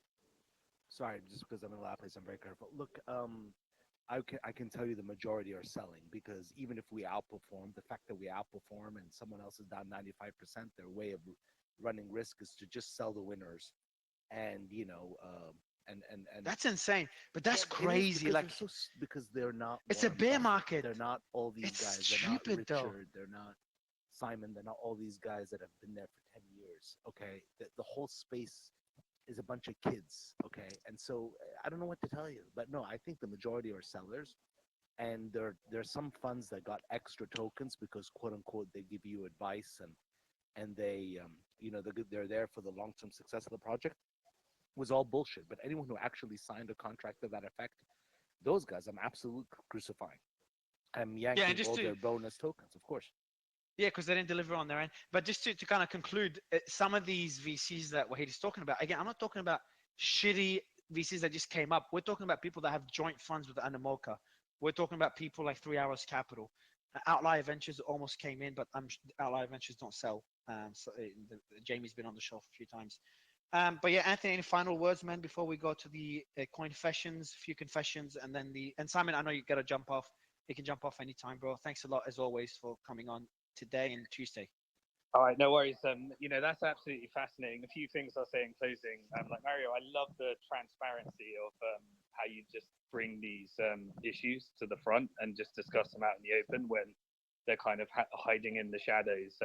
And the other thing is that the fact that you know that your VC sold because you have all the blockchain addresses and you can call out bad behavior and stuff is a pretty cool part of it. But yeah, liquidity causes issues, and here's what I'm saying: if anyone wants to trade, it's your choice. It's a free choice. But at some stage, you have to get to long-term investing, value creation. You have to figure out what your base is, and you have to come up with an investment thesis to pull your trades out and put them into investments. So that could be creating a business, or it could be investing. Yeah, I want to just say, like, what you just said now is probably the most important part of the show. And I think, Richard, you said the same thing earlier, is that business, and if you look at my slogan on my website, Twitter, etc., is do good, do it consistently, be patient. So be patient is what Simon just said, is about investing and holding and waiting. Do good, do it consistently. That's not me being a very nice person. That's just business sense. So to make money, unless you're a scammer and that's not sustainable, to make money in business, you got to create value. And whenever you see the play to earn model early on wasn't creating any value and it wasn't sustainable. Everyone called it a pyramid scheme type model until it started creating value, such as players enjoying the game or socializing, etc. So with any organization you build, any project you launch, if you don't create value, no one will pay you because they're not getting any value out of it. And that's not just in crypto. So that's why Richard and Simon made the point, is that you got to create value. And then the other point is that most of the billionaires in the crypto space, or people sitting on hundreds of millions of dollars, most of them are people that just held very little. None of the top 10 wealthiest or top 20 or top 100 wealthiest people in the world, as far as I know, none of them are traders. So I'm not shitting on trading because it works when the markets are inefficient. Sam Bankman-Fried made his money through arbitrage, not trading, but still, because the markets were inefficient back then. A lot of guys in the NFT space made life-changing money, 7-8 figures, generally 6 or 7, out of nothing, because they just traded during the bull run. So in crypto it works, especially in new asset classes. But as soon as the market, you can't trade Bitcoin. We hired a guy to lead our trading desk that we started a month ago. So we're doing the experiment. And then 2 days ago, he sends a message in the group. So he has a thesis. He has a certain pattern he sees with certain altcoins that's working well for him. So we're testing it ourselves. We'll update in the space how that's going. It'll be an interesting experiment, even if we lose, I don't care. But he said something 2 days ago. He's like, Mario, buy Bitcoin. I lost my shit. I really got upset. I'm like, man, you saw an inefficient market, which is altcoins on a certain exchange, and you saw a model that's repeatable because it's been working for you. Suddenly now, and that's what happens with traders, suddenly now you believe you're smarter than everyone else. You're smarter than institutions that spend millions of dollars, hire the smartest minds. They've got algorithmic trading to try to make money. And that's what leads to efficient markets. And you and your brain and your 8 hours a day or 10 hours a day, and that has never traded in his life until a few months ago, are going to outsmart them. You can't trade Bitcoin. It's an efficient market. People are ahead of you. but you can trade, in my opinion, you can trade inefficient assets, but it will just suck up your time. I will never trade. My time is too valuable for that. But hiring people to trade, I'm testing. So it kind of be my conclusion. Simon, do you agree? Cool. Yeah. I mean, yeah, it's just hiring people to trade. I haven't done that one, but yeah, it's long-term value. I think there's some gold dust there. I'll do a final shill if I can, just before I leave. Yeah, you never shill, man. Please do. Yeah, if you want a free video series on exactly how to put together the investing part, not the trading part, then head over to retirementplanb.com. That was Yeah, if you can, Simon, you've been on the show a few times, so Romy will DM you just to get the link to it, and I'll do a tweet about it a few times, because you've been on like 50 to 60% of our shows. So would love to tweet about it as well. And it's not a trading course or any video. So I've never promoted any trading videos because I just think it's too risky. But investing, more than happy to tweet about it. Awesome. Okay. Thanks everybody. See you. Thanks a lot, Simon. Richard, any final words before we get to the confession Yes, segment? sir. Yes. Everyone, please enjoy your free airdrop on pulsechain.com. Remember, this Ethereum merge was awesome, but it's not going to make fees lower. And it's not going to give us higher throughput. It's not going to have quicker transactions. So it's going to burn less electricity. It's going to help the price go up because it's going to inflate less. But for the more supply and the world's largest free airdrop, copy of all your coins on a new chain, that's pulsechain.com. Hex.com. Is that what's is it a proof of stake blockchain for oh no, it's an ERC token, isn't it, for Pulse? No, Pulse is a full copy of the Ethereum network. Yes, I remember. Everything. Yeah. State and everything. And it's yep. Proof of stake. Yes. And also, Hex.com dipped real good. It's had 1,000 days of perfect, flawless operation. Price went up 1,000,000%. Dipped 95%. It's up off of the 95% dip now, I believe. And this guy's going to cross the street. No, they're going to let me go. Also, we got PulseX.com. It's a fork of Uniswap, does fee burning and stuff, whereas like the Uniswap token has no relationship to the exchange itself. Ours really does. So, and all of these tokens, like Pulse Chain only deflates, there's no inflation. PulseX only deflates, there's no inflation. Pulse.com, or rather Hex.com, has an inflation rate of a maximum 3.69%. The average stake length's actually 7 years. So it's miraculous. Like for normal retail investors to delay gratification on average 7 years, that means you got to have a lot of 15-year stakes to cancel out a lot of 1-year stakes. I mean, that's rather Nobel Prize worthy to get people to delay gratification that much. And between you and me, the only thing any price chart in the whole world cares about is buying and holding. And everything else is a meme and a story and a narrative as to why you should buy and hold. So Bitcoin used to be peer-to-peer digital cash. It gave up on it. Then it was going to be programmable money, gave up on it. Then it's digital gold. Maybe that one will last. But it went up, 69,000x. 690 million%. Richard, I want to ask you a quick question before we move on to the next segment. It's one I'm curious about. Just saying, we monetize the only thing that price chart cares about, which is buying and holding. Everything else is bullshit. You hear about people like, we're going to green out the dump, you're going to do this, you're going to do that. Oh, we're going to buy for the merge, we're going to buy for this, that. It's all bullshit. Why not just give the inflation to the people that have the longest time horizons? And what do you think happens when you have something that people lock up for 15 years when they buy it? I mean, that's the most real commitment that you can possibly ever make. But go ahead. Yeah, Richard, question I have, and that's a selfish question. So I remember the early days in crypto when you were just in your studio, and I know you made a lot of money being early in Bitcoin and pre-Bitcoin as well. And I remember you were just pretty, I think from memory, you were pretty humble, sitting in your studio. You didn't have all that flash that you have now. And then you started buying. I didn't follow you for a while, and then I saw you with the Lambo, with the Rolls Royce, with all the clothes. And I think you mentioned, I'm gonna, people like it. I'm doing it to get attention. I know Tai Lopez. A lot of people hate him. He's like, Mario, I just get, it works.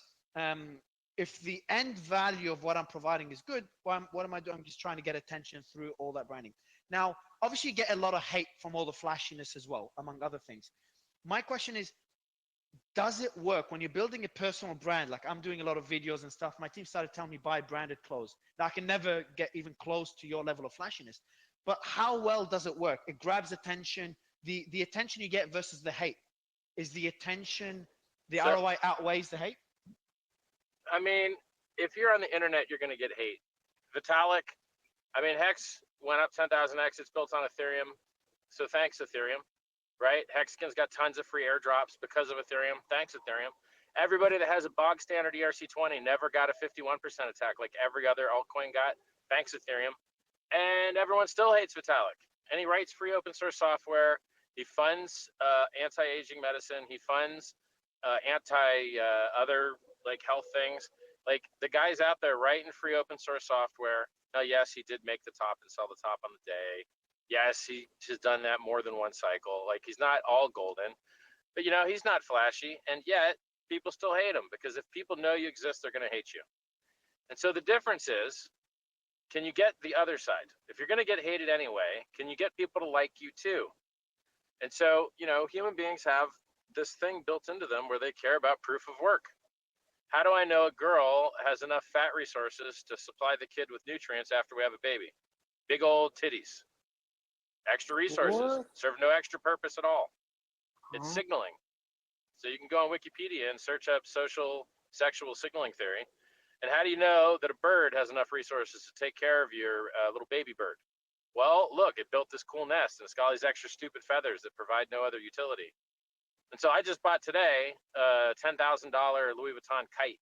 I don't even fly kites, bro. But now I got a $10,000 Louis Vuitton kite that I'm going to go make fun of people with. I got see-through bags. I got the stupidest things. I got ping pong paddles, Louis Vuitton ping pong paddles. I spent like $150,000 over the last couple days on fashion stuff. Just to flex. People haven't seen it yet. Now, why am I doing that? Because no one cares that I raised $27 million for charity. Nobody cares. Nobody cares that I a cryptocurrency that went up in price 1,000,000% in 2 years with flawless, perfect operation. No one cares. They care more that I own the world's largest diamond. They care more that I'd waste $10,000 on a stupid kite. Now, do I wish I lived in a better world where we had a real meritocracy and if you did better things, you got more viewers, more likes, and more power and more influence in the world? I wish I lived in that world. I've written free self-help books. If you followed the advice in them, you'd land where I'm landed right now. Constant orgasm. But people don't read the books, and they're free. They've been out for years before I ever said a thing about Bitcoin. So, I live in a world where you can either cry like a bitch about how the game's set up, or you could go win the game. I chose to win the game, and my people chose to win the game. And by and large, we're winning. So, if you say you're rich, show me your Lambo. You say you're rich, show me a $10,000 kite. It's proof of work. It's hard to fake that crap. So it's very hard to fake a car. Easy to fake some of the Louis crap, but very hard to fake a car. And so when people see that you got, look, man, if I see you got a cool ass car, I am going to walk over to you and say hi because I want to meet you because I think that's cool. If you're wearing a cool ass outfit, I'm going to walk over to you and say hi and be like, hey, man, why you got that cool ass outfit? What do you do? Tell me about you. And I'm, I'm at the top of the game. And I will do that. I'm going to come up and approach you if you got a cool car. You got security with them. Like, hey, what's up with security, bro? What's up? What's your thing? Is there synergy here somewhere? And so, like, it's a way to shortcut the human being's search for truthful statements by proof of work. I gotta tell you this, and I'll give the mic to Bolivian. Then obviously Charlie's been too patient, but I wanna make fun of myself for a second. So I used to wear shorts and t-shirt and slippers for most of my life. I never branded clothes. People that know me, including Romy next to me and KK, I looked like a homeless person, even though I was successful well before crypto and e-com. So I'm pretty comfortable in life. Now I started wearing branded clothes after a gentleman called Gaurav, who runs the biggest incubator in crypto, one of the biggest. He's like, Mario, even wear like subtly branded clothes. I only wear black. I've only worn black for years. Subtly branded clothes, it makes a difference. And then I found out a few months ago about watches, an entire industry of watches. I got an AP, could get another one. And it's true. Now when I wear a watch to a meeting, they look at it, even though I hate fucking watches. Branded clothes, people say, oh, nice hat, nice Dior or Louboutin shoes or Dior t-shirt, whatever. So it works. But I'm still very subtle about it. Tomorrow, so I'm a bachata dancer as well. I travel the world. I'm in Greece today dancing bachata, which, as an artist. As an artist, you have to be flashy. So people are going to hate on me potentially now because I'm going to try for the first time to be really flashy. So I've got like the squared 2, I think it's called, D squared 2, jeans full of crystals, all of it. It's black again. A crystallized Versace t-shirt and a jacket, Balmain jacket, heavy as fuck, full of crystals. And then my shoes, my Giuseppe shoes, also all crystal. So I'm all gonna be like a disco ball. And I usually have a videographer with me, filming me. So anyone on my Instagram, you can see that, filming me all the time. Usually I just wear a suit, so I look sharp. It's a branded suit, but you can't see the brand. That's what I've always worn. First time ever tomorrow. I don't know if I'll chicken out. I'm gonna give it a shot, see how it goes. And if I get, so as an artist, when I go dance, girls line up to dance with you because you're considered an artist, which is really good for my ego. And plus it's fun. So I want to see if it's going to work now when I wear crystal shit. Will people avoid me more because I'm way too flashy? Will I get other artists, talking shit about me? Or will I have a bigger line of girls lining up to dance with me as an artist? So the experiment It's will going be to be tomorrow. totally. I can already answer these questions for you. It's totally a function of how comfortable the girls are with themselves. The girls that think that they're high value and are comfortable being looked at don't mind walking up to the most interesting guy in the place and meeting him. But the girls that are shy and don't have high opinions of themselves and are afraid that they'll be looked at because they're talking to the spicy guy in the room, they'll avoid you. And so it's really what kind of girl you want to attract. If you want to, attract a girl that sits at home and reads books and is wearing glasses and shit and sitting on the wall, that crystal shit will turn her off. But if you're talking to the girl that's, got her ass hanging out, the crystal's going to play hard. And traditionally, if you're actually being judged on your movements, it's a lot easier to see movement when we've got sequins that reflect light and when we can see the intersection of your limbs to your body, which is why ballet dancers wear tights. So the intersection of their limbs to their body is as tight as it can be, so it shows the most motion. So there's a strong tradition in the arts and in dance in particular to wear tight fitting sparkly clothing because it helps you see the movement better. So I think it's going to work out well for you. Okay, but I feel like embarrassed even talking about this. Bolivian, without hating on me, man, any final words? Welcome to the show. We don't usually talk about this at all. It's usually high-level conversations, but I'm going to potentially make a douche out of myself tomorrow. But yeah, I'll give you the mic, bro, before Charlie goes on with confessions. Yeah. Can I have? Oh, sorry. Yeah, of course, Bolivian. Go ahead, then crypto. Go ahead. Yeah, I also believe in. Sorry. So yeah, I've been more of a listener than a speaker because this is like an eye opener for me. I'm not yeah. I'm glad. Well, welcome to the show. Thank you. And Bolivian, anything to add? See, I never really say anything high value. I just wanted to ask Richard what color was the kite and the ping pong paddle? Like, So what color are we talking about? I really try to buy mostly monogram stuff because if I don't buy monogram, I'm relying on your knowledge of other manufacturers' catalogs to be able to identify what I'm wearing is expensive as hell.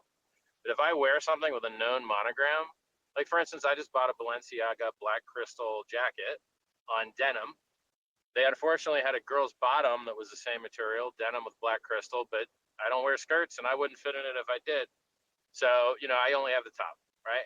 But now, unless you're familiar with this year's Balenciaga catalog, you don't know whether I did that at home with my bedazzler machine and bedazzled it, or whether I paid $6,000 for it, which I did. In America, it'd probably be 9,000. I paid 6,000 euros. Well, actually, they're at parity now, but anyway, maybe it's like 7,500 or 8,500 US. Welcome to the fashion roundtable, everyone. Yeah. Wait, my kite is monogram, and my kite is brown Louis Vuitton monogram, and my ping pong paddles are brown Louis Vuitton monogram. The ping pong paddles were $1,750, and the kite was 7,000 euros. That's 10,000 bucks. Yes. For a kite. For the kite, yeah. Yes. It's 10,000. If you go ahead, I'll let you finish. Yeah, if it was a good deal, I wouldn't buy it. It has to be a bad deal to serve my purpose. It has to. I have a plane bag for 50,000. I got glow in the dark bags for 30, 40,000 each. Like I'm wasting money on purpose because the only utility it has is how expensive it is. It's probably not even a good kite. The kite probably sucks. But because it was expensive, now it has notoriety, It's like most cars. Most cars get you from A to B. But the ones that's the most expensive is cooler. And for the record, my Bentley's way cooler than my Rolls. The Rolls I paid 700,000. The Bentley's half it and converted. Yeah, I can't hate on you. My ugly profile picture costs a few $100,000 as well. So it's not about the quality. But okay, confessions, Charlie, man, you've been waiting patiently. Everyone loves your confession segments. I'm really feeling guilty for delaying it. Everyone, Coinfessions, make sure you follow him. one of the best accounts I've seen on the platform. Plus, you got to follow him to win the giveaways. We've announced 4K worth of winners on the Discord so far. Can you hear? Yeah. Can I hear what, man? KK? Anyone? Did I just cut out? No, I can hear you. No, you're here. Okay, that was, I don't know where that came out of. Charlie, you there, bro? Yeah, I'm here. Thanks for having me back. Thanks for being here, man. One of the fan favorite segments of every show. So, what type of confessions do you have for us today, man? Well, it feels like somewhat of a non sequitur given we were just talking about kites and fashion, but I have picked some trading confessions with a little bit of an Ethereum theme, obviously, to commemorate the merge. So I will get sharing. So the first one is, I'll just read you the summary rather than the whole thing, but it says, my wife has 5 ETH. She has never sold or traded at all, and she has outperformed me significantly. So this, I guess, kind of goes back to a bit what Richard was saying and what some of the other guys were saying, which is trading as a skill set isn't for everybody. In fact, it's probably for very few people. You always see on brokers and things like that, when you go to sign up, it says 70-80% of people lose money using our services, but they rely on you feeling that, okay, I'm part of that 10%, I'm part of that 1%, whatever it might be. And so this is just a very simple confession where someone essentially says, you kind of 2 roads divide in a wood. His wife is obviously just sitting on this ETH and not even thinking about it, whereas he's been actively trying to grow his stack and actually having the opposite effect. It's that trying to time the market rather than time in the market. So that was quite fun. Then just shared another one.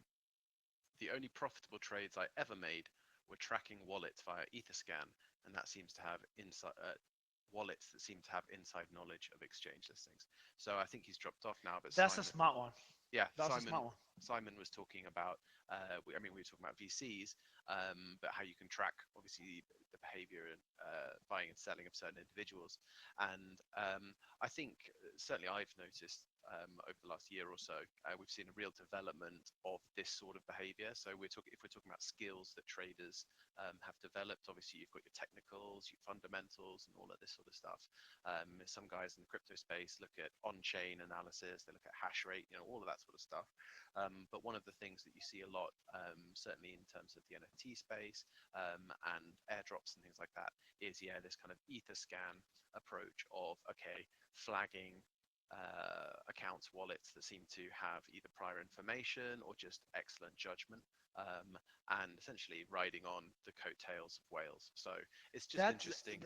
Would you consider that insider? You can't consider that insider trading because you're just looking at public at the blockchain, at publicly available information. So that's just. Yeah, I mean, like that one. I don't know about insider trading laws or anything like that, but it's publicly available.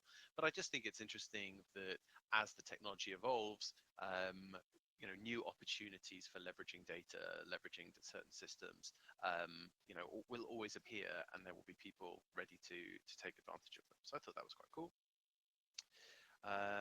This is a bit of a touching one. I started with 2 ETH in August 21 and managed to stack up to 150 during the bull run. I sold most of it at 3K, but I struggle to feel that I deserve this money at 18 years old. So this is something similar to, we've touched on it a couple of times over the months, which is people not having confidence in themselves or in their own achievements. Something I don't think Richard struggles with, but that feeling of good things are happening to me, and of being automatically suspicious of them. And yeah, it's something, this sudden wealth syndrome, where essentially all of the targets, the goals, the structure in your life, whether it's going to school, getting your job schedule, all of that falls away when suddenly you might inherit or kind of earn massive amounts of wealth. A lot of the structure that regulates most people's daily lives falls apart, and suddenly they're at a bit of a loose end. All of their friends are still working and stuff, so you're kind of just, isolated and a bit on your own. So I thought that was an interesting one. It kind of makes you think sometimes that the kind of the reward or the goal that a lot of people are aiming for doesn't necessarily fulfill everybody. Obviously, some people are built different. Some people enjoy it. But I want to add one thing, Charlie. Anybody that knows someone that does that on-chain analysis and follows wallets that that have a good success rate with their trades. Again, if you know how to do this or know someone that does, please hit me up. That's something I want to learn more about. I can chime in here. Like yeah, basically, one of the coolest features about Hex is that it's primarily traded on chain, and I mean really, really, really primarily traded on chain. And so you can see when people's stakes end, whether they usually restake, whether they sell the interest, whether they dump everything, what other coins they hold, whether they got made money on those coins. And so if you go to hex.vision, you can literally look up like the chart of all the stakes that are expiring in the future and see what whales are gonna, have their coins coming out of lock. And then you can also, if you're starting it, where you're gonna slot your end stake. And if you choose to put your end stake where there's not a lot of other people end staking, you might have less sell pressure on that day. You also see things like because people are able to sell their end stakes right after the day ticks over at midnight UTC time, that's when usually you'll get sells more often than not, because that's that day's stakes. And so there's a lot of really useful on-chain timing analysis and behavior analysis that exists in Hex that really doesn't exist a lot of other places. If you try and you can't do this in Bitcoin, you can't tell what any other coins they own because there are no other coins in Bitcoin. And it's very hard to do this with other coins that are traded primarily on exchange because you have iceberg orders, dark pools, and all this fake shill spoofing garbage. There's a lot of noise, but when everything's on Uniswap and on chain, there's the minimum amount of noise. It's clean, honest, wholesome, most transparent trading in the world. I don't know of anything in the world that's traded more transparently. Mario, I've got a really good tool to show that's not something I own. Somebody else owns this one. It's called Bubble Maps. It's an extraordinary piece of technology that allows you to track behavior of all tokens, NFTs, everything. And you can see a lot of the shady behaviors that go on across any chain, if I'm not mistaken, or they're expanding across chains. I'm not a part of the team, but Bubble Maps is outstanding. I'll shoot you a DM with that. Yeah, please do. Thanks a lot, Anthony. I want to check it out. Richard could have the top 10 largest diamonds in the world, and he'd still tell us to buy Hex. Charlie, final one or two confessions? Yeah, sure. I'd actually just quickly a quick follow up on that previous one where we were talking about tracking wallet addresses, and you were talking about insider trading. Yeah, there was some big drama. I think it was this week, could have even been last week, around Kobe, the kind of the well-known CT character, and the fact that he's been dragged into. Is that Kobe? Is that the up only guy? He messaged me yesterday. Yeah, is that him? Yeah, oh, exactly. Cool. Yeah. So he's been dragged into a lawsuit, I believe, with Coinbase because he had discovered that there was an address that that had basically exclusively bought tens of thousands or hundreds of thousands of dollars worth of coins that so happened to be listed the next day on Coinbase, and so therefore pumped massively. So he just sent a tweet about it, and then law enforcement contacted him, and basically he's been kind of dragged into this whole thing. But just because he tweeted the wallet? Yeah, he basically just said, "Hey, I found this wallet. Isn't this interesting that they bought all this stuff?" And then the next day, it kind of emerged that they were being listed. And no, he's not in trouble. He's basically been called. He's referenced in the lawsuit. Like basically, he brought it to light. Coinbase contacted him. He gave them information. And basically law enforcement got involved. And there's something going on about insider trading and all that sort of stuff. I know the story. We covered it once. There was the first insider trading case. I think it's the first case in crypto for insider trading was an ex Coinbase. I think it was an executive or someone there. Are And I you think it's linked thinking to of? this. Are you thinking of the OpenSea guy, the guy that was basically Oh shit, fucking shit, shit. Yeah, yeah. NFT? Sorry. Yeah, I take it back. Yeah, Yeah, but no, he there's also a story about Coinbase doing something. That wasn't the first one, but Coinbase is taking some action. I think they've given evidence to authorities for someone they let go about insider trading. Again, we've covered that story. I'm sure. Yeah, anyway, there's insider trading obviously in every sector. It's not crypto specific, but I just thought it was interesting that that technology we were talking about in terms of wallet tracking and all that sort of stuff can, I guess, help in that sense. So one last one because I know you like the darker stuff. I've just shared it. So my dad, this is not Ethereum related, but my dad gave me 30K because I convinced him NFTs were the future and he wanted me to trade some for him. I gave him fair warning that nothing is promised. I YOLO'd into a drop and turned it into 75K within an hour. I told him things didn't work out and gave him 10K back and he was fine with it. So yeah, so basically he just ripped his dad off and told him that he lost some money, but actually he made a load. How much did he make? So his dad gave him 30 grand. He turned it into 75 and he paid his dad back 10, saying it didn't go well. So he profited Jesus. 65. I'm not good at maths. I'll take your word for that. That's That is fucked up. ridiculous. I personally would never take that in a million years. No, and obviously most people wouldn't. Like, what price do you set your dignity and your relationship with your father? Surely higher than 60, maybe 70. That's insane, man. Charlie, I was expecting a much darker one. This is just someone just being fucking dirty. But I'm glad. I don't want a darker. Don't do darkers. Don't do it. Maybe darker ones are not the best for the audience. I'll get an audience to vote. But we do have the pitch of the day by Viral Coin, which is the only pitch we have today before we end the show. So Viral Coin's on stage. But I want to thank Charlie, as always, for coming on and sharing some confessions. Make sure you follow him. I've just tweeted about him with the handle. As part of the requirements to win the giveaways, you have to follow all the speakers, not just Charlie. Cool, man. Thanks very much for having me. It's always a pleasure. Thanks a lot, Charlie. For the pitch of the day, we've got one pitch today because we're over time. Viral Coin, you there, man?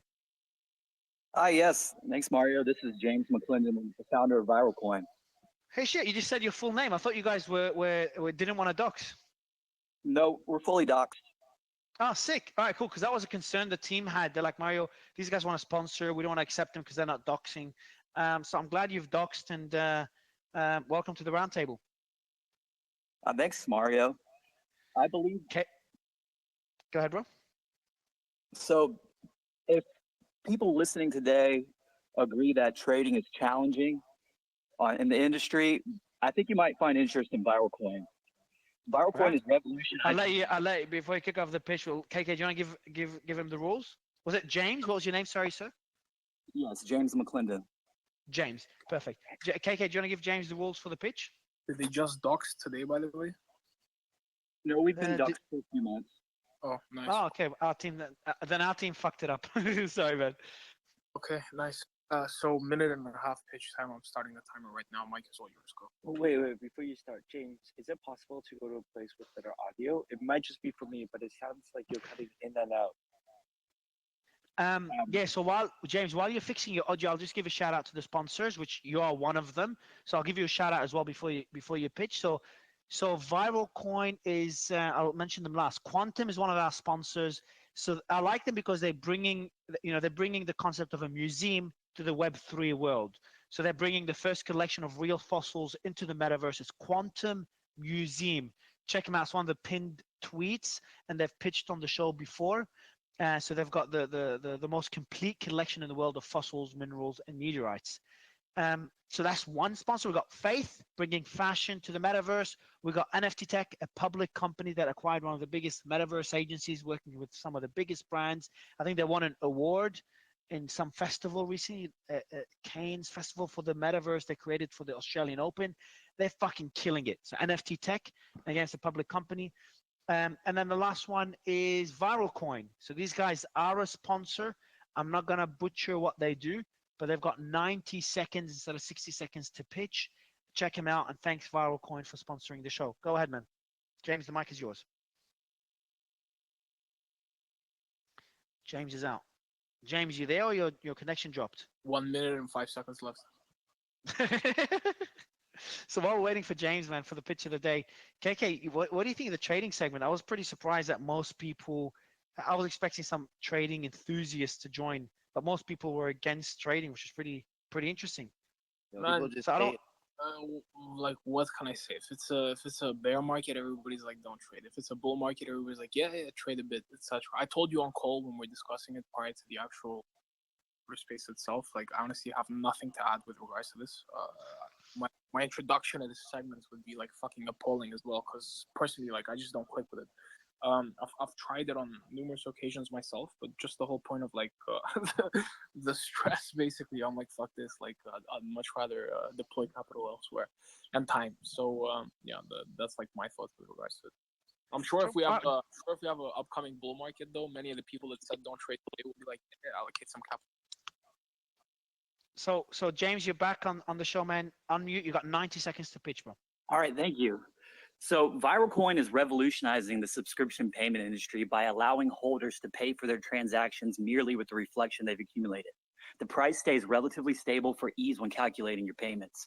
When the Viral Wallet is released, you will not have to pay for gas for your subscriptions because of our gas station contract code that will subsidize the gas fees for you, allowing you to only hold and spin Viral. We are raising $10 million right now from VCs to do a 3-year mass adoption educational campaign, onboarding millions of new crypto holders who aren't crypto traders and don't care about the price going up. They merely care about their viral balance increasing to cover the subscriptions each month. We are live on 7 EVM networks with the same token address, and you can buy directly through viralcoin.com with your favorite Web3 wallet. We are in the process of creating the Viral Card, which will allow you to immediately pay for your subscriptions everywhere Visa and MasterCard are accepted, and will continue onboarding global payment processors. Imagine you have $1,000 in your account and your phone bill is $100 a month. Wouldn't it be nice if you don't have to refill your account each month and you automatically pay your phone bill with the Viral you've earned that month? Our goal is for the subscription bills and later all transactions to be paid through the Viral Coin tokenomics. To all the global listeners out there, if anything I said resonates with you, join our community on Telegram, Twitter, and Discord, and let's go viral together.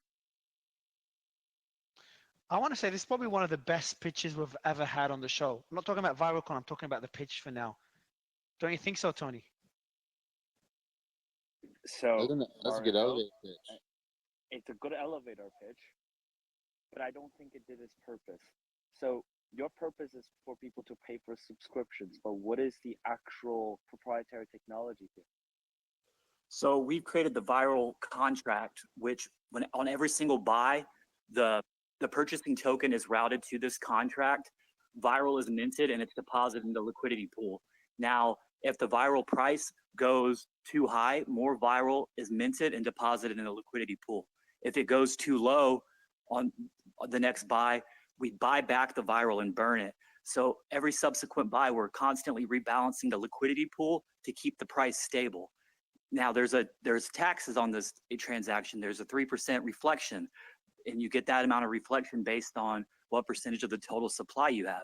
So therefore, you're able to pay your subscriptions with the reflection, and the price of Viral is the same. And so every single time that your bill comes up, you're paying for your bills with the reflection that was earned. And are you familiar with UST? Yes, they're completely different than how we operate. They were relying on a stable coin and concerned about the price. We're essentially doing on-chain arbitrage to keep the price stable. It's different fundamentals, and this isn't for crypto traders. We're trying to onboard people who want to experience the crypto industry, but don't want to be staring at their portfolio all day, who don't want to see the prices going up and down, who just want to see their viral balance increasing. So they can just pay attention to that. They know the price is the same, and they are able to spend that reflection. A stable coin is a coin that maintains a stable price. When you say you're not a stable coin, can you explain to me what you mean by not fluctuating? So the price is reflective on the liquidity pool. So if somebody buys Viral, then the price goes up. So on a typical liquidity pool. So what we did though was we made this contract that essentially by buying back from the liquidity pool viral and also minting more and depositing it on each transaction, it keeps the price relatively stable. And what I mean by relative is whenever you buy it, it can go up in price. However, the next subsequent transaction, then it's rebalancing the price to what it was whenever we mint more and deposit it into the pool. So if I'm understanding this correctly, someone buys viral, and you guys mint new viral to balance out the upwards momentum of the price. And then what happens when these people all sell? So if everybody was selling, there's a couple different aspects. There's not a reason for traders to come in and to buy viral coin and then immediately sell it because of the 5% tag. Also, there's the other reason that people aren't going to want to do this is, let's say it was an irrational economic situation where somebody bought $10 million worth of viral and then immediately sold it. The price would go down and it would start rebalancing itself on all subsequent buys in that situation. However, since we're not targeting traders, we're just trying to onboard people who merely want to pay for their subscription. We're reaching a different type of community than the average crypto trader. Yeah, that makes James, sense. James, your mic, Tony, by the way, you got a lot of wind. Just mute when you're not speaking, and then unmute when you're speaking. And before you ask your next question, Tony, do you mind if I just digress to two other questions unrelated to the technicalities? Or do you want to ask your question first? Go for it. Yeah. So now, from a technical aspect, like it took me a while to understand what happened to Terra Luna, and understand the mechanics of it. So my question is, first, you're raising 10 million. Is that equity or tokens? And how much have you raised so far? So we're giving them a percentage in equity into our company, which controls our and they also get access to our Gnosis Safe multi-sig wallet as signers. And then we're making modules in the safe to automatically disperse the payments to the investors. And we have not currently received any money from the investors. We're currently looking for a lead investor because a $1 billion fund that everyone's familiar with, that I will not disclose, says they're interested, but they just don't lead any rounds. So the challenge for us right now is a lot of, whenever you take on an investor, it's a very simple investor thesis. You say, okay, the founders got 40%, they're giving me 20%. I'm looking for a 50x return, and that's simple. What we're doing right now is we're using CAD and Token Spice, and we're token engineering, running millions of simulations on wallets and transactions so that we can provide to investors so that somebody can take lead and say, this is what type of ROI we're expecting on the outcome of viral, because we didn't hold any tokens for ourselves. We get 1% of the transaction fee and in viral, and then we also get 5% USDC until minting is over, and that will be whenever there's $10 billion USDC in the liquidity pool, and 1 quadrillion viral will have been minted. So that at that point, we're stopping all the contracts on all 7 EVM networks, and then we're just using the liquidity pool because we believe that will be a stable environment. Tony? So yeah, I think this is quite a complex project that needs to be dug up. It is. Like, how would you summarize, by the way, guys, like, you need to work on your website. So it gives away very 2017 vibes. So just like, if one of our team members didn't dig into it further, we were just going to say no. And so we're like, holy shit, they actually look like a scam, but they're a pretty solid project, just FYI. So the website definitely needs work. But Tony, my question is, so how would you, can you summarize it in one sentence? And I'm asking Tony, James, for one reason, is because I've worked with him for about 2 years now, or a year and a half, and he knows how I think. So he'll summarize it in a way that my brain would understand. Tony, with 1 or 2 sentences, how would you summarize what Viral Coin is? Imagine SafeMoon's burning mechanism combined with UST's algorithmic stable to pay for subscriptions that you can make. And why only for subscriptions? That is the question that was about to be the question I was about to ask. So the reason why that we are focused on subscriptions is we feel that it hasn't been tackled in this space, and we felt that we want to bring a paradigm shift to the subscription industry where people can, if you have $1,000 in your account and you don't want to pay your phone bill each month and you're going to run out of money, it's more convenient to put that $1,000 in a viral. Why can they? So James, why can they not? So first, I understood everything except the subscriptions aspect. So now that we're touching on this, I probably now understand it much better. But then, why don't they use USDC, USDT to pay for the subscription? Why do they need an algorithmic stablecoin?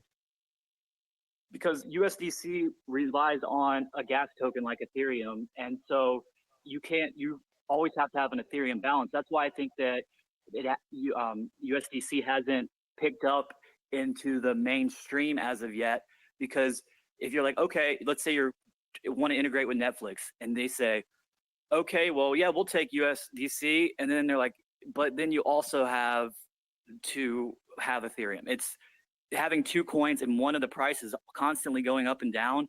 It's more convenient to just pay with Viral because we're subsidizing the gas fees through our gas station contracts so that you just send Viral. It's as if you don't have to have any other gas token available.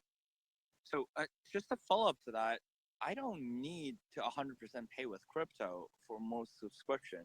And most subscription that supports crypto allows for really easy Stripe integration. And since crypto have to have you sign something repeated over and over, I have to sign that month to month. So when it comes to all of this, you say that, hey, look, you can pay with your Viral. Like, wouldn't this work for any project with a gas station? Yes, it would work for any project with a gas station. I completely agree. However, paying for subscriptions and paying your bills just with Reflection is what we're bringing to the table. Wait. Are you claiming that just through the Reflection you'll be getting, that you can pay for your phone bill, your Netflix bill? Like, is that what you're claiming?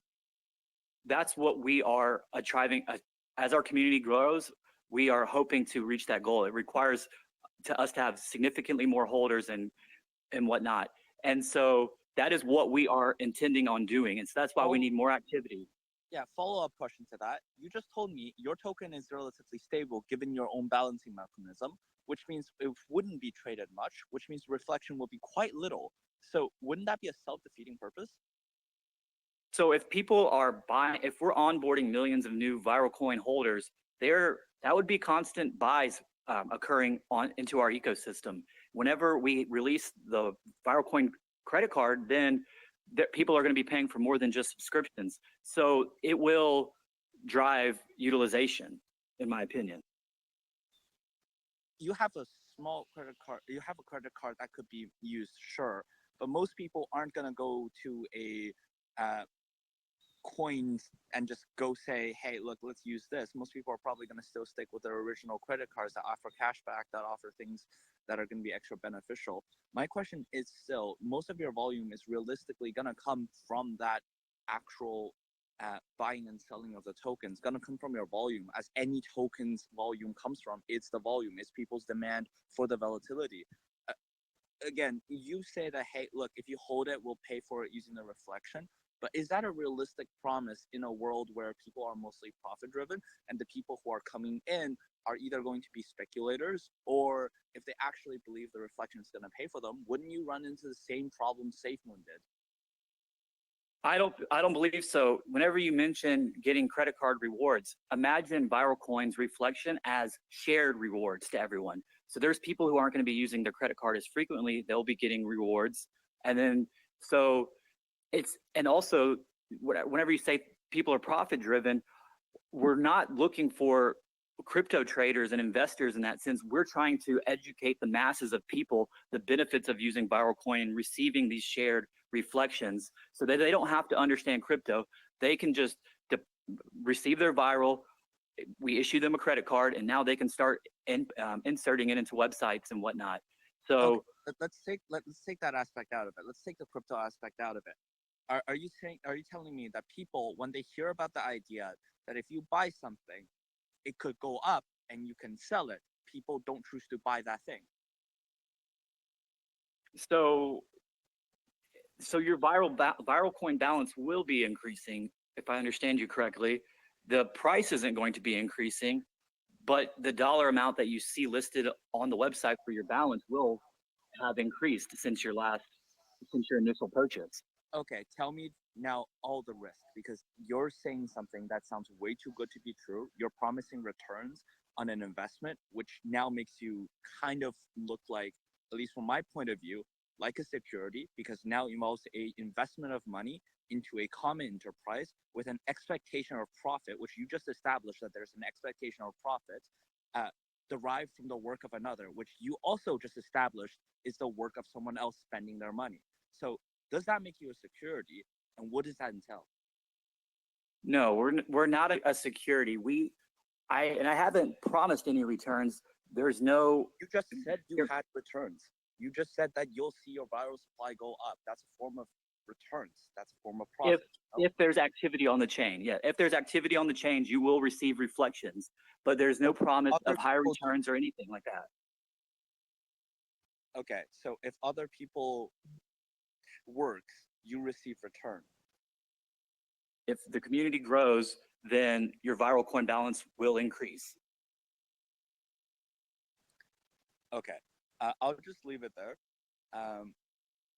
But yeah, do you want to close off your section with? Yeah, I will just add like one more thing, James. By the way, the questions, I know Tony asked a lot of tough questions, but you know, the VCs that listen to the recording of this love those questions because he's asking questions that a lot of them would be thinking.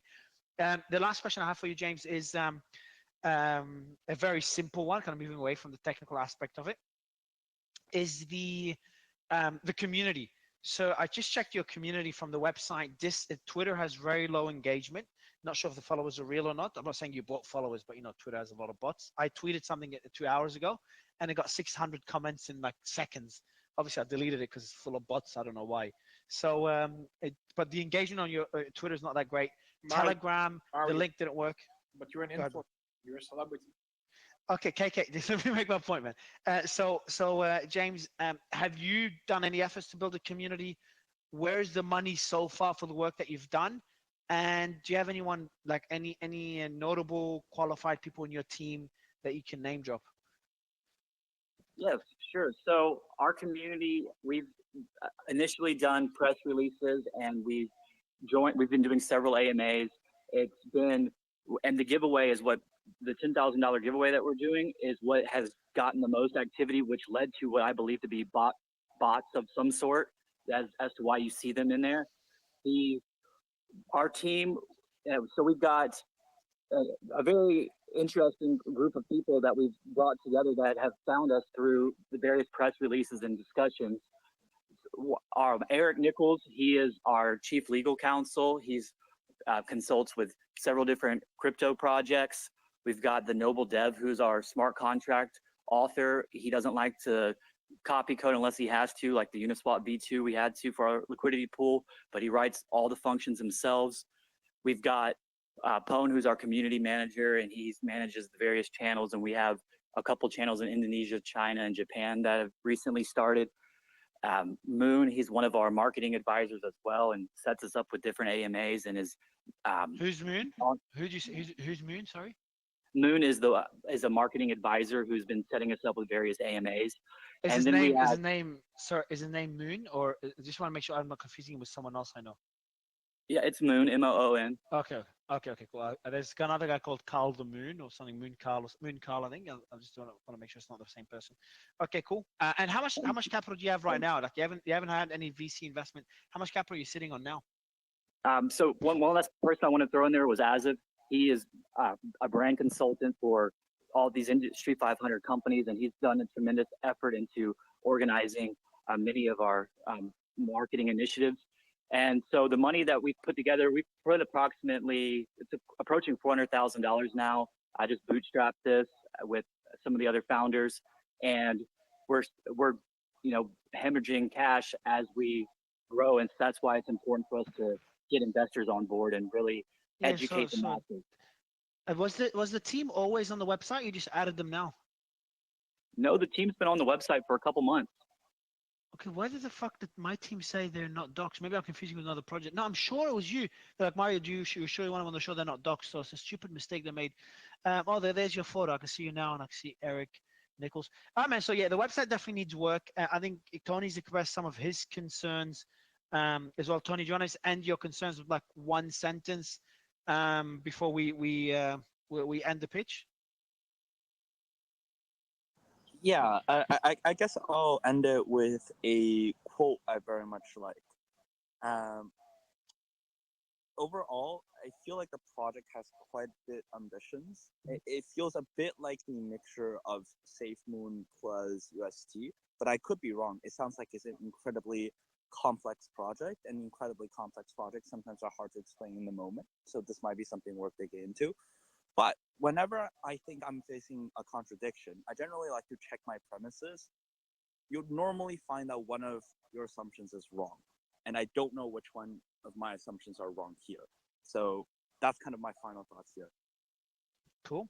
Well, James, I really appreciate the pitch. We gave you a lot longer than we usually do. We usually allow 3 questions only, but went pretty deep because it was pretty technical. So I appreciate you being on the show. Appreciate you being a sponsor as well. That's why we're kind of a bit more lenient in the time you had with the pitch. And otherwise, yeah, I think it's a fucking killer show as always. Started off with a pretty nice market analysis. Most people were pretty bearish, which makes me kind of bullish. So being honest. Then we started talking about trading. And again, the consensus was trading is tough, close to gambling, but some people have made money. Bullish on stage is one example. I'm not an expert. I still think there's room for trading in crypto because it's still an inefficient market. Otherwise, I need to go eat and then start training for the demo and start preparing my crystallized trust clothes for the festival in those 3 days and look like an idiot. And if you want to see it, I probably won't post a video if I look too douchey. But I like the show. I think it was pretty cool. And KK just dropped off, so I can't get his thoughts on it. But love you all. Thank you so much for joining. Thanks for the thousands of people that joined and the thousands that will listen to the replay and the 900 or whatever that are still live right now with us. Appreciate you all. Love you all. Thank you so much. And make sure you join Discord. Congratulations to the giveaway winners that were announced on Discord. And I'm out. Peace. Later. Bye, everyone.